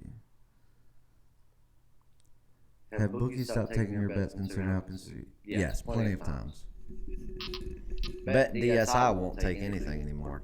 For NASCAR, I bet through William Hill. I've got a runner in Vegas that does it online. I bet mybookie.ag for online NASCAR. Most online books, like accredited online books, take NASCAR.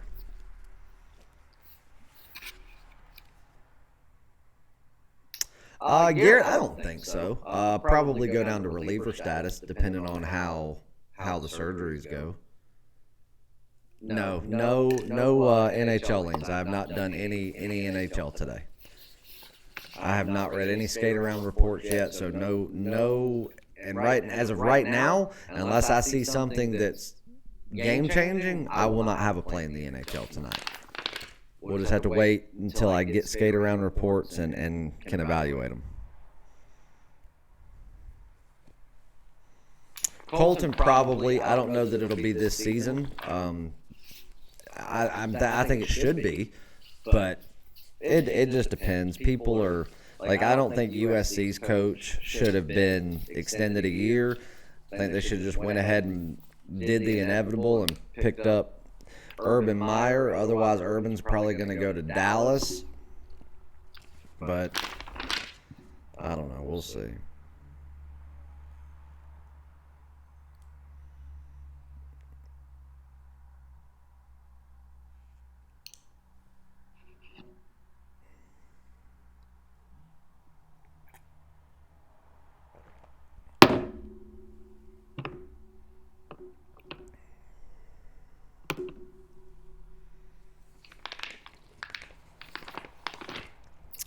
Big moves, probably none.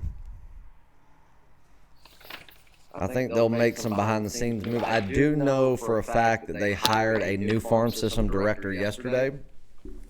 I think that's going to be big for them. That hire took place yesterday. That's probably something that, you guys won't see because they won't put that out in the media, but that's the stuff that I like to look at. The behind the, closed doors type stuff that the media doesn't ever announce because to the general public it means nothing. But I think that's going to be big for the Braves going forward. I had a meeting with, where's his card at? I got so many freaking business cards just over the last 3 days of people that we're going to do some meetings with. Where did my...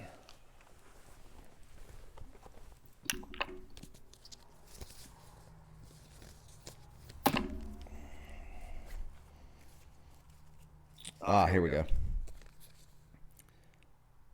So Jonathan Sherholtz, he's the director of professional scouting, and then Ron Knight, I had a meeting with them yesterday. He's the assistant director of player development and operations.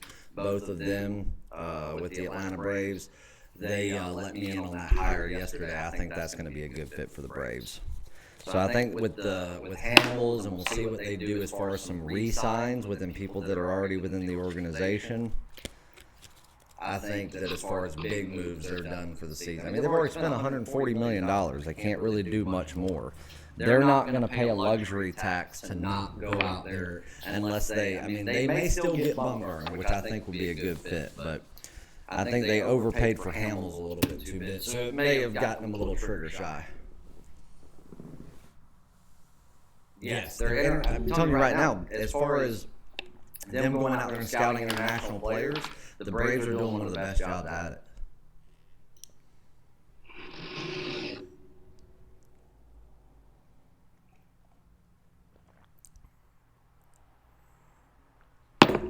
San Diego was nice.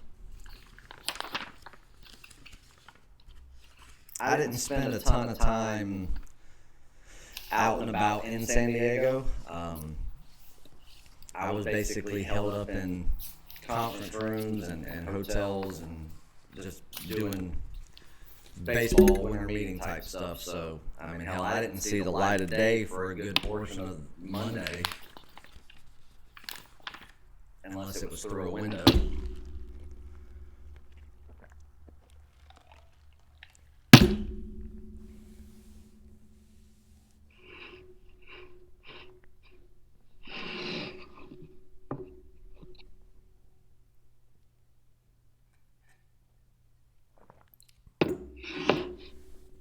All right, so we got NASCAR going on today. We got that special. Each and every person that's not on 1 year all access better be signing up for NASCAR, because I do not want you to come to me in March and be like, man, I'm making all this money. It's the easiest money I've ever made. Can you give me the $250 deal? Because no, I will not, because that money doesn't go to me. and money goes to Patrick. I make $0 off that. The only thing that is kept and not sent to Patrick is the credit card processing fee, and then the little fee, the percentage that we take that goes back to the business that we do with any sale. And then the rest of it goes to Patrick. I make nothing. I personally don't make a penny off of his NASCAR. I never will. It's his. It's his baby. He deserves to make it. So I'm certainly not. When the price goes back up and people are paying full price for it, I'm not cutting it because they decided they didn't want to buy it early. So I'm telling you right now, come off the hip, spend the $250. You'll make it back first race. Because if you ask me about it after that, you buy one race card, you realize that you should have bought the package and you haven't. When you come to me and say, oh, well, you hooked me up because, it don't matter if you've been a customer of mine for a long time and how much money you spent with me. This goes to Patrick, and once the prices go up, they go up. And I will not be cutting them because that's his money. So make sure you jump on it. And if you don't jump on it, I don't want to hear it in 2 months when you have to pay triple to get the same thing that you could have gotten for a third of the price.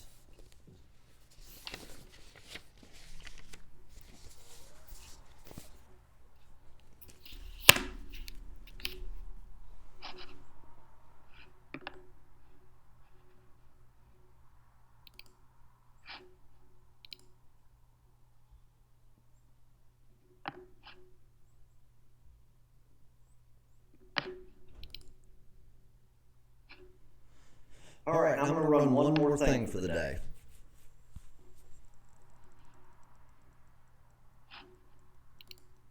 And this is just because I haven't been here to do a video in a couple of days. I know you guys like it. And I figure, hell, since I haven't really run any promotions or anything, we did have our big game of the month this past Saturday, which was an easy winner. Let's have a little fun today. So we got NASCAR going on. I expect to see everyone who's not on a one-year all-access pass to be signing up for that today. No excuses, no exceptions. And then for people that are looking to jump on a package, or if their current package for 3 days or a week or whatever is getting ready to end, and you want to take advantage of a discounted promotion, buy a 7-day package today, and today only until midnight. $99, you will get the 8th day for free. At midnight, if you buy it, you will only get 7. So buy 7 days for $99, get the 8th free. You are welcome.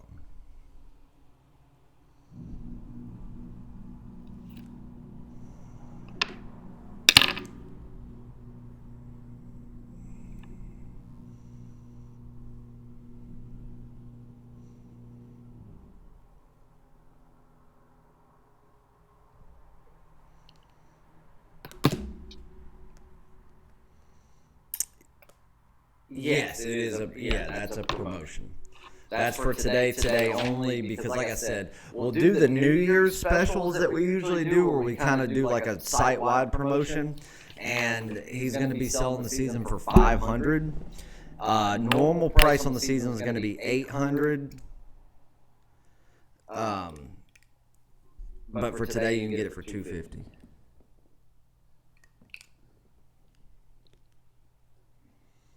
Yeah, somebody said it earlier. I don't know how to fix it, so I'm not even going to worry about it.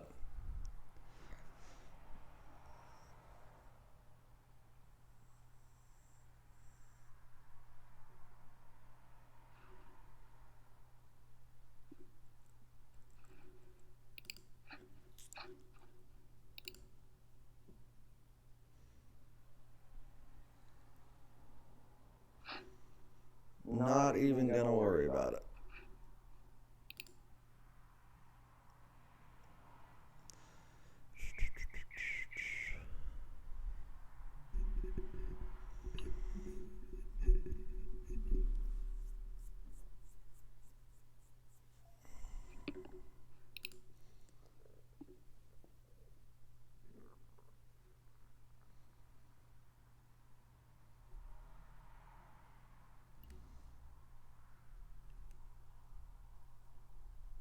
Yes. If you run a 1-year all-access pass, NASCAR is included. If you run any other pass, NASCAR is not, will not, and cannot be included.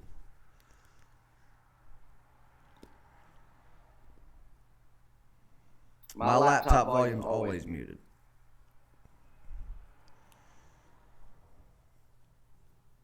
It wouldn't matter anyway. It mutes when you plug in an external mic in a MacBook.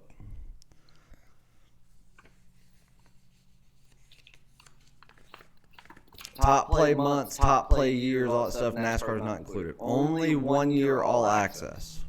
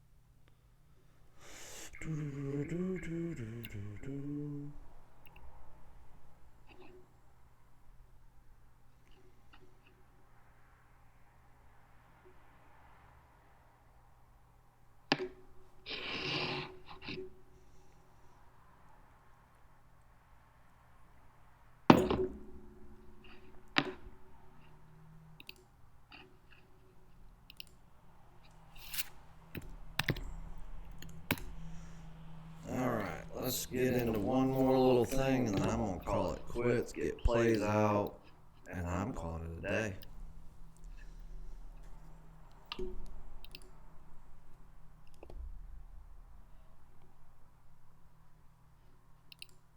I have no energy whatsoever, so I'm not going to force it.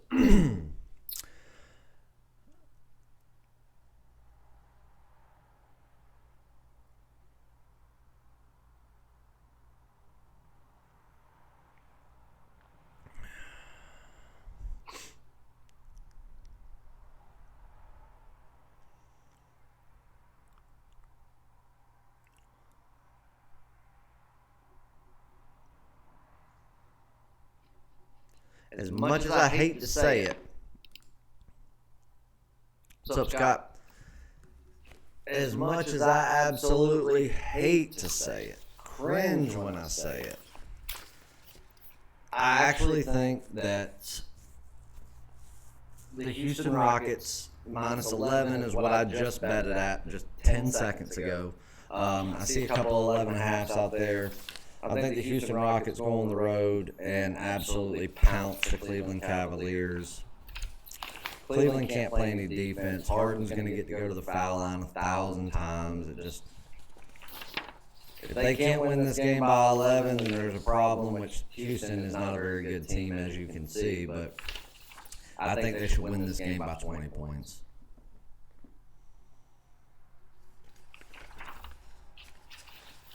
Danny, I don't do UFC. I bet it. I get my picks from the UFC guy that is with Cappers Direct, but I don't do any. Like I don't even know the fighters' names. I know nothing about the UFC. Don't care. Don't watch it. Don't like it. I have no interest in it. But yes, I still bet it.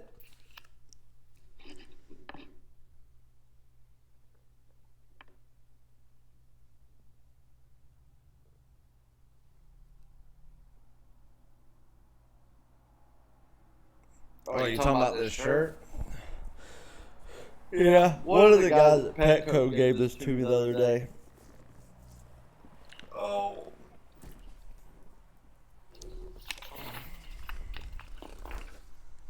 I think that's where Mr. Wilson Contreras is going to end up.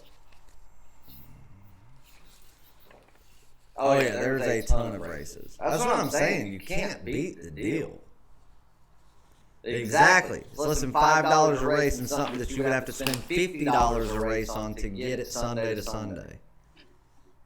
Pay the $250, $5 a race, go make money. My man Roy's done signed up. Don't make Roy show all you guys up this NASCAR season, because right now he is. He's the only one grabbing his nuts and doing it. Now, all of my one-year all-access people, they already got it, so they don't count. But for the rest of the people that are like, oh, are you going to do it cheaper than $250? Hell no. It's $800. Why would I do it any cheaper? Put you on the phone with Patrick and let him take a shot at you real quick. I promise you, I am nicer than he would be. So Roy's done grabbed his nuts. He knows what's up. So he'll be the one standing at the ticket counter while all of you are going, shit, I'm paying $50 every Sunday to get this stuff. I'll be 5 races into the season and I've already spent that. I have to keep on buying. And you're going to have 48 races to go.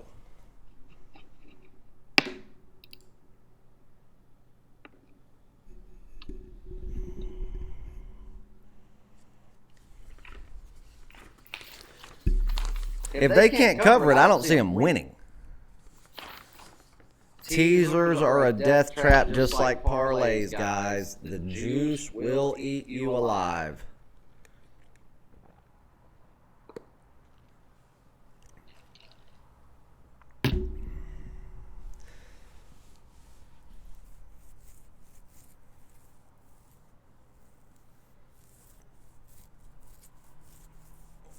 I have no idea yet. Usually I have one daily top play. Some days I'll have 2. Some days I won't have any daily top plays if I have a play of the week, which I don't tonight.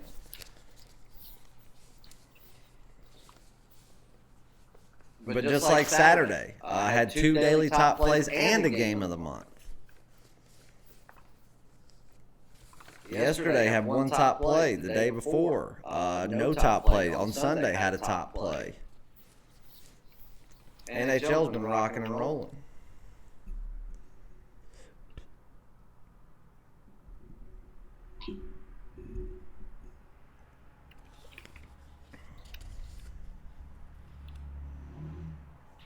What does that say?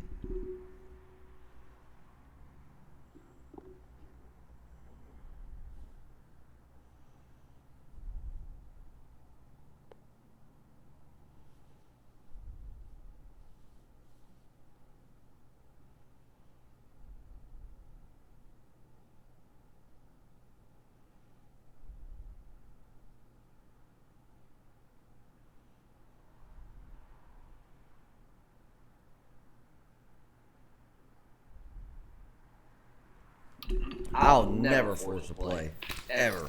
It was just like Monday. So we were I'm sitting there, and I'm going over games, and I had 2 plays on Monday. They were both premiums, and my top play clients that only get my top plays, they don't get premiums. I sit in my premium and said, listen, guys, if you want to play me, you can. But there's nothing on here that justifies in my system to be a top play, period. And I'm not going to force one. And I got some emails that are like, I didn't pay to not get plays. I'm like, then don't play them. Just because there's games don't mean I'm going to have action. Because I'm not forcing a play so you can lose and bitch about that.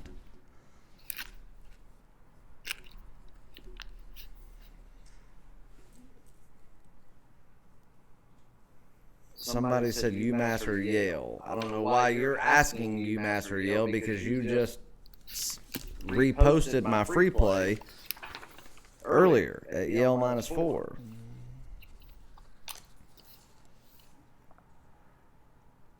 No NFL. I will not be going over any NFL until the end of the week. We might do some NFL talk on Friday, just talking about the games, but I don't even truly break down the games until Saturday, until after I have all practice reports for the whole week. I know that teams that have to travel are there, what time they got in, all that stuff. So I have no opinions until Saturday. Sometimes Friday.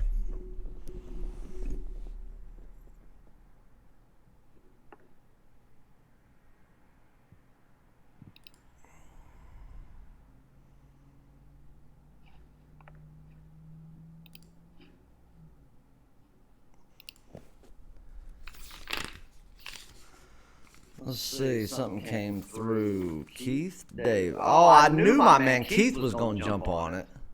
Oh, I see your comment now, Keith. Got on the NASCAR. I knew you were going to. I'm honestly surprised you weren't the first one. If there was a bet that I could have placed of who was going to be the first one to buy it, I probably would have taken you. But either way, congrats. The NASCAR peeps are flooding in. Guys, keep in mind, if you are a short-term player, which means that you do not prefer to do long-term packages, you like shorter-term, 3 days a week, a month, things like that, today and today only, I am running an extra day promotion on the 1 week of plays. So my 7-day package, which is $99, you buy it today. Before midnight, you will get the 8th day for free.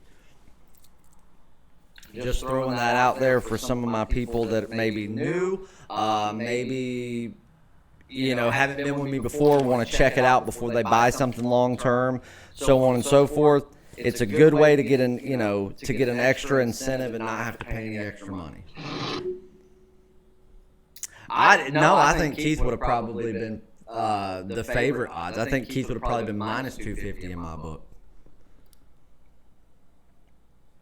Keith's odds would have been like the Bruins playing the Ducks in the Garden, and the Ducks not having a goalie.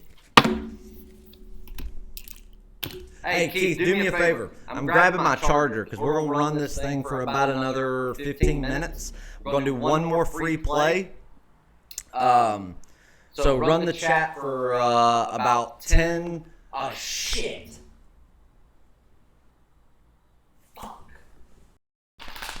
Keith, you mind running the chat for like 3 or 4 minutes, man? I left my freaking charger. It's still in my book bag, which is in my car.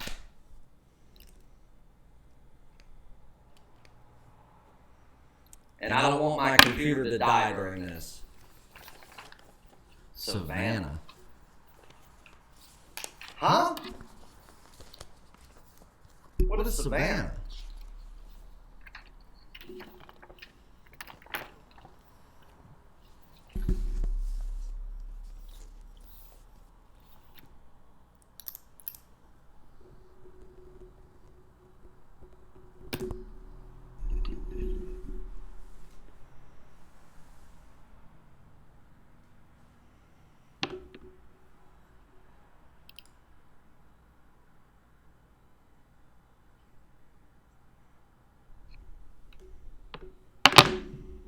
All right, cool. All right, Keith, run the chat. Let me run out there, grab my charger so it doesn't go dead so we can keep running it for a few minutes. I'll be right back. Everybody, show Keith respect or I'm kicking you out.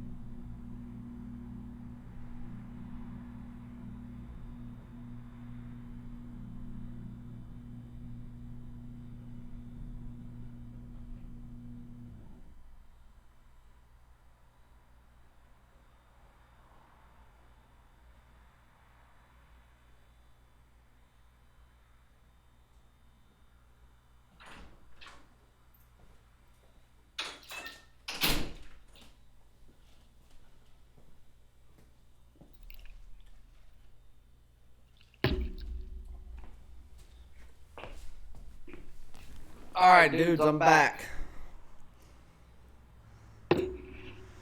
Computer's plugged in, so we're ready to roll.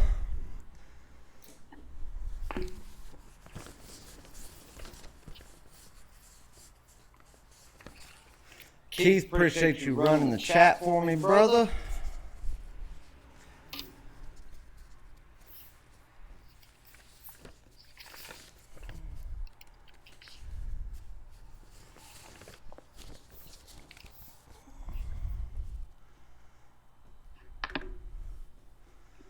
Jason, it's Eastern time for promo type stuff.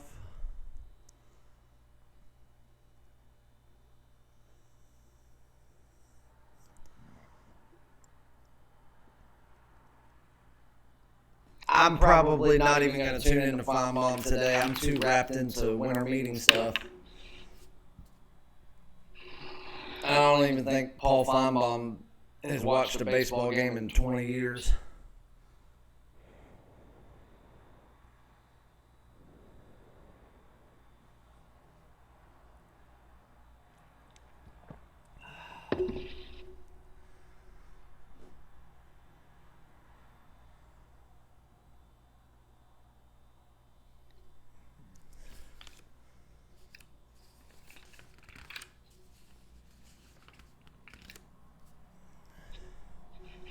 Yeah, Scott, what he's saying about ROI is because it's like there's so much plus money in NASCAR. Like last year, there was like a 5-week period where he won outright race winners. So he predicted the race winner, who was going to win the entire race, 4 times in 5 weeks, and one of them was plus 900, which was Denny Hamlin. 2 weeks later, it was Denny Hamlin at plus 1,600. Then he had plus 2,300 on somebody. So that's what he's talking about. And percentage-wise, nothing's ever going to beat baseball. Baseball top plays last year were over 80%. It was almost 75% as a whole in all baseball plays.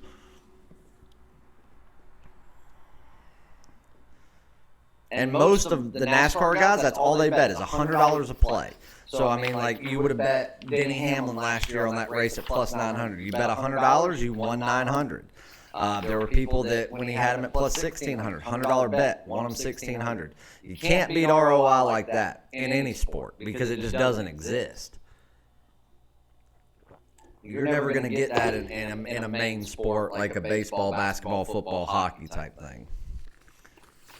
Yo, Rio, what's up? So the games that I've given everybody so far as my leans, I bet the Houston Rockets minus 11 on the road.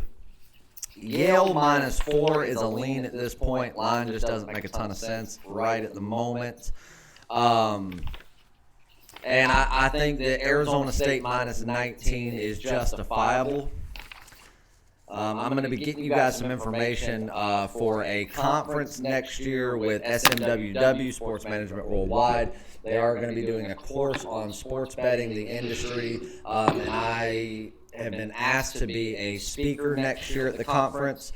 So I told them that I would agree to do it. The money, we agreed on something, but I told them that I wanted to be able to give out 100 passes to people that if they're willing to travel and come see it, they can, and I'll give it out to clients. So just stay tuned for that. Once I get all the details, it will be in Dallas. You guys come out and support. Cubs aren't making any huge moves. I think they're going to get rid of Contreras. I talked to Jeb Hoyer for about 5 minutes. That's what he kept hinting at to me was he never come right out and said it, but I read between the lines a little bit.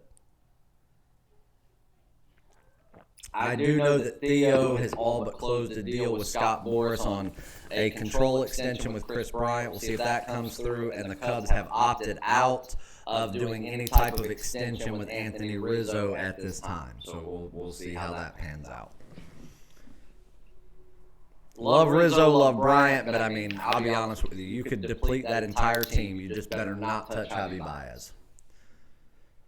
You touch Javi Baez, I mean, oh God, I don't even know what I'll do.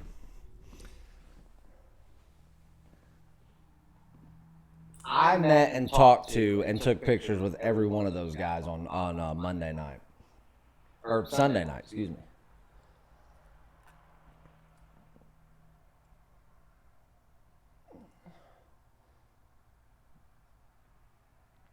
They're still talking about David Price being traded. David Price is just overly sensitive.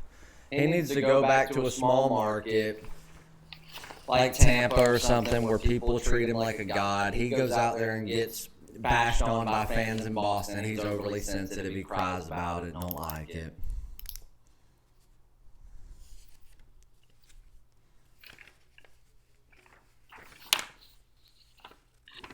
Who's your favorite player, Rio?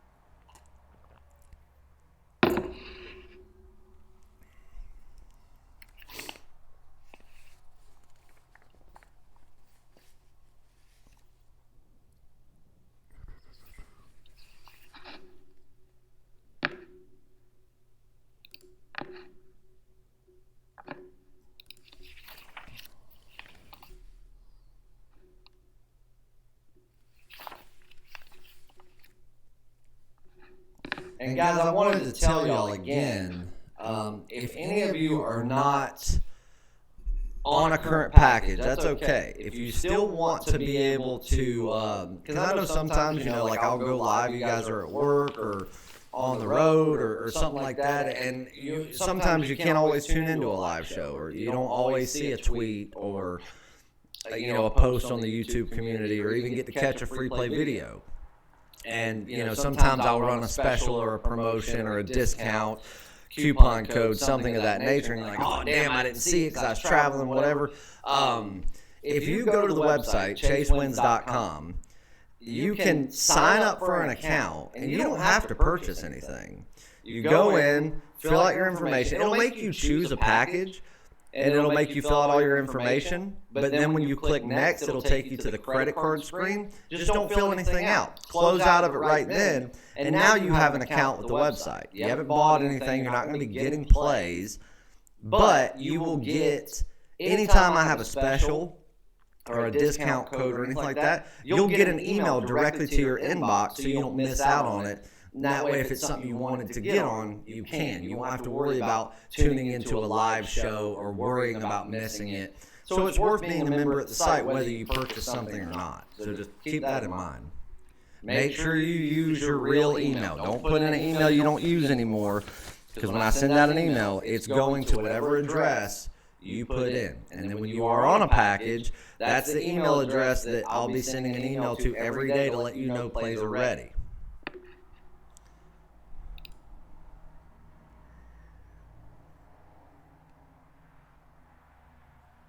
I love Contreras. Love him.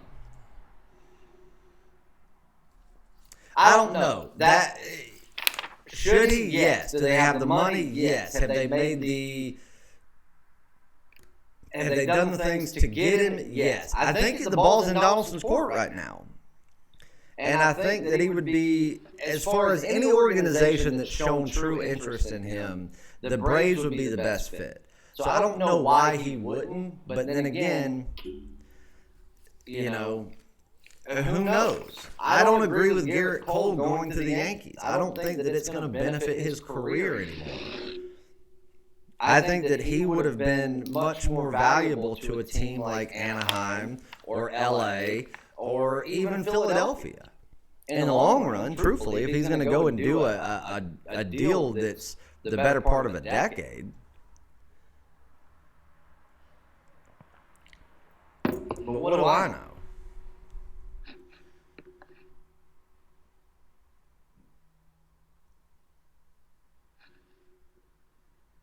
Ken Rosenthal told me that I have more baseball crammed into my brain than he does his, that I should come do his job. But what do I know?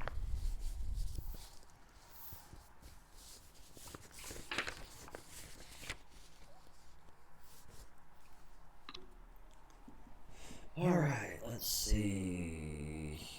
Oh.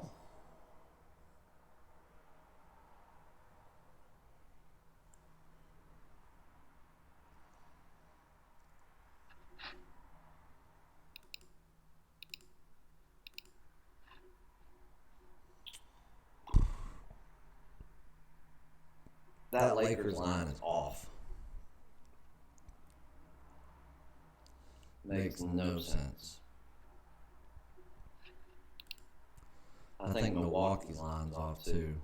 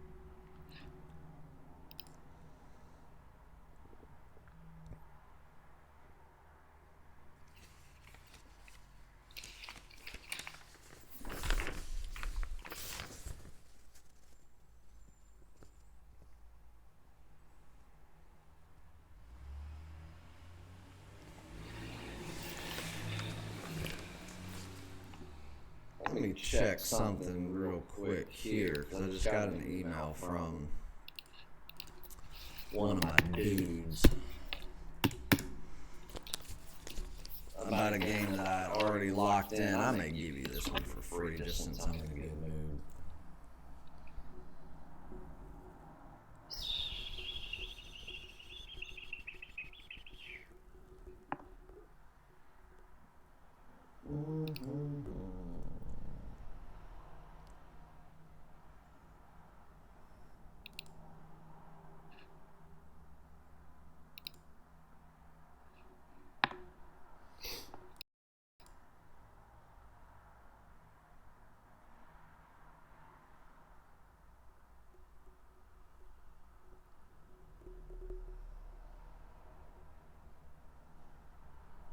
Not that it was going to make a huge difference, because I think this line's fairly accurate,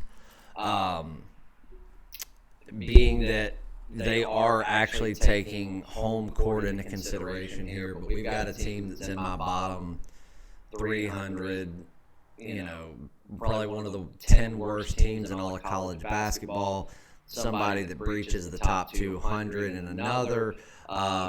A 4-3 team versus a 3-5 team, but a 2-0 team at home. UNC Asheville versus South Carolina State. Baker, the guard for UNC Asheville, was questionable going into this morning, but did shoot, has been cleared to play, has been penciled into the starting 5 lineup. UNC Asheville you can actually get for 6 right now. I don't know that I would look too deep into this game. I think the line's accurate. I don't think there's a ton of value in the line. I don't think there's a big edge. I've got UNC Asheville as a 9-point favorite. You take 3 points in for home court. 6 is fairly accurate, but I just wagered half of a premium bet, 500 on UNC Asheville at -6. If I can get any more information that's valuable to it, I'll bump it to a premium and double that wager. So all of the people that are on a package, you may or may not see that game on the card later. But at the very least, I threw some action on UNC Asheville.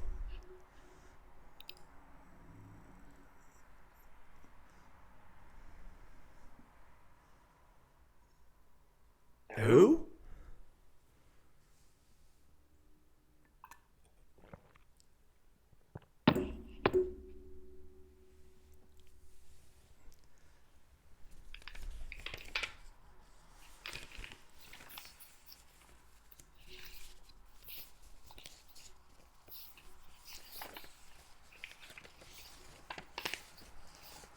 Yes, Bovada does, or at least they did. I don't bet NASCAR through Bovada. I either do it through William Hill or I do it through mybookie.ag, just because mybookie.ag typically releases lines a little bit earlier, and I just don't like Bovada.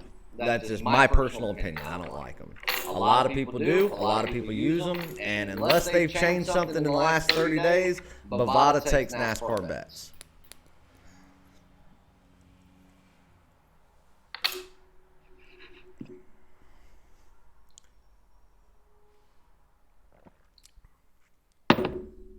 Last I checked, Scott, they did. Because I get NASCAR promos from them all the time. Hold on, I'll tell you. Let me log in. I still have a Bovada account.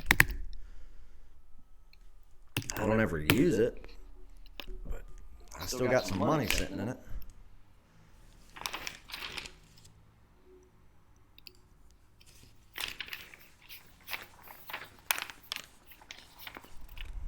Because Bovada is nothing more than a front runner for the company that actually does this crap.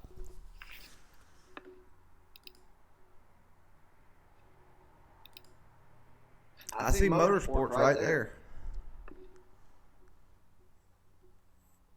I mean, obviously, they're not giving me anything NASCAR related right this moment. Because NASCAR. Hold on. Let me look into this. Let me sign in.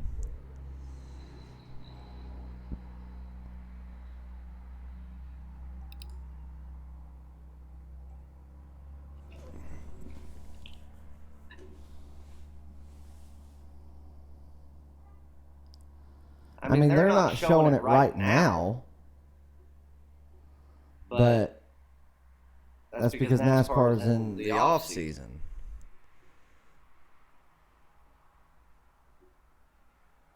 But I mean, they're even showing odds right here in my account of what the closing odds were for who to win the Monster Cup, to win the Cup. Kyle Busch, Martin Truex Jr., Denny Hamlin, Kevin Harvick. I met Kevin Harvick at the Hornets game the other week.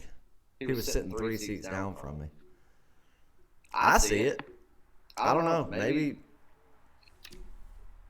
No. I see it right here on my account, though. I wouldn't recommend Bovada, though. If you have a Bovada account, go set up an account with 5Dimes or mybookie.ag. 5Dimes is the best online book, in my opinion. NASCAR, I like mybookie.ag. Leave Bovada in the dust. Crooked bastards.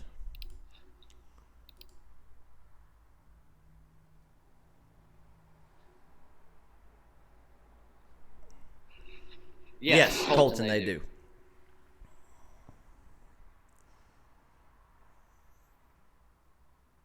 I don't know about the William Hill in Iowa. I've never done anything with them. I use William Hill, obviously Vegas, and I have a guy that lives in New York, but he can cross into Jersey at any time with a 10-minute train ride and place bets in AC for me. Or at the AC books, I should say. He'll cross over into Newark and do it.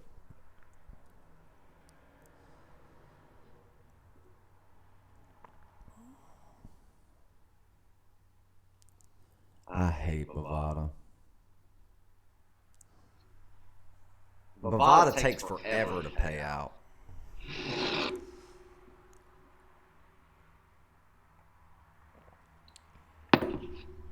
And go ahead and take them for a good ride at plus 2,500 a few weeks in a row. And don't be surprised if they don't take any more of your action. Especially in sports like baseball and hockey. The sports where everybody loses at. Shit, I went into Bovada and took them for a ride in baseball. And it was very short-lived. Then I started doing it in hockey, and then that's when I couldn't get any money out of them. I only keep money in a Bovada account if, because I've got my financial spreadsheet set up to where if I pick something, a certain amount of money has to be wagered, and if I put too much money, because the game's in one book, I keep Bovada just in case I need it. But if I do not have to use it, I won't use it. I'd go bet a half point higher just to not use Bovada.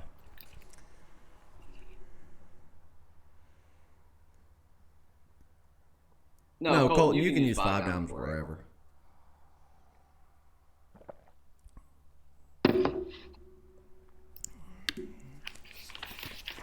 So all of the leans for today, guys, Yale -4, UNC Asheville -6, Arizona State -19. Like I said, I put money on Houston Rockets -11. I'm going to go start reading over reports now for morning shoot-arounds and morning skate-arounds. It is 3:30 my time, so by 5 p.m. all plays will be out and ready. Short-term players jump on a week package for $99. That's a 7-day pass for $99. You get the 8th day for free. Has to be purchased before midnight Eastern time. And the big one of the day, jump on the entire 2020 NASCAR season. You will make money guaranteed. No questions asked. The easiest money in the sports investing world. Patrick, the best handicapper in NASCAR, exclusive with ChaseWins.com. It's an $800 season package. Today until midnight Eastern time, $250 only. Congrats to everyone that's already jumped on thus far. And I think that's going to about wrap it up for the day, guys. I want to get these reports read and get the rest of my wagers in, get plays out to all you guys, answer a few emails, and I'll be honest with you, I want to go to bed. I've been running on fumes, so we're going to call it a day. I will be back tomorrow live in the morning probably. Try to be back to normal schedule tomorrow. I'm supposed to have a lunch meeting. I may cancel it because I do have a conference call with my attorney at 2 o'clock. So I don't want to overbook myself tomorrow, and I want to set aside at least an hour to go live. So make sure everybody tunes in for that. We'll have more free plays, more promotions, more fun. That's going to wrap it up for today, guys. You hear those sirens? I think they're coming for me. I think they're coming for me.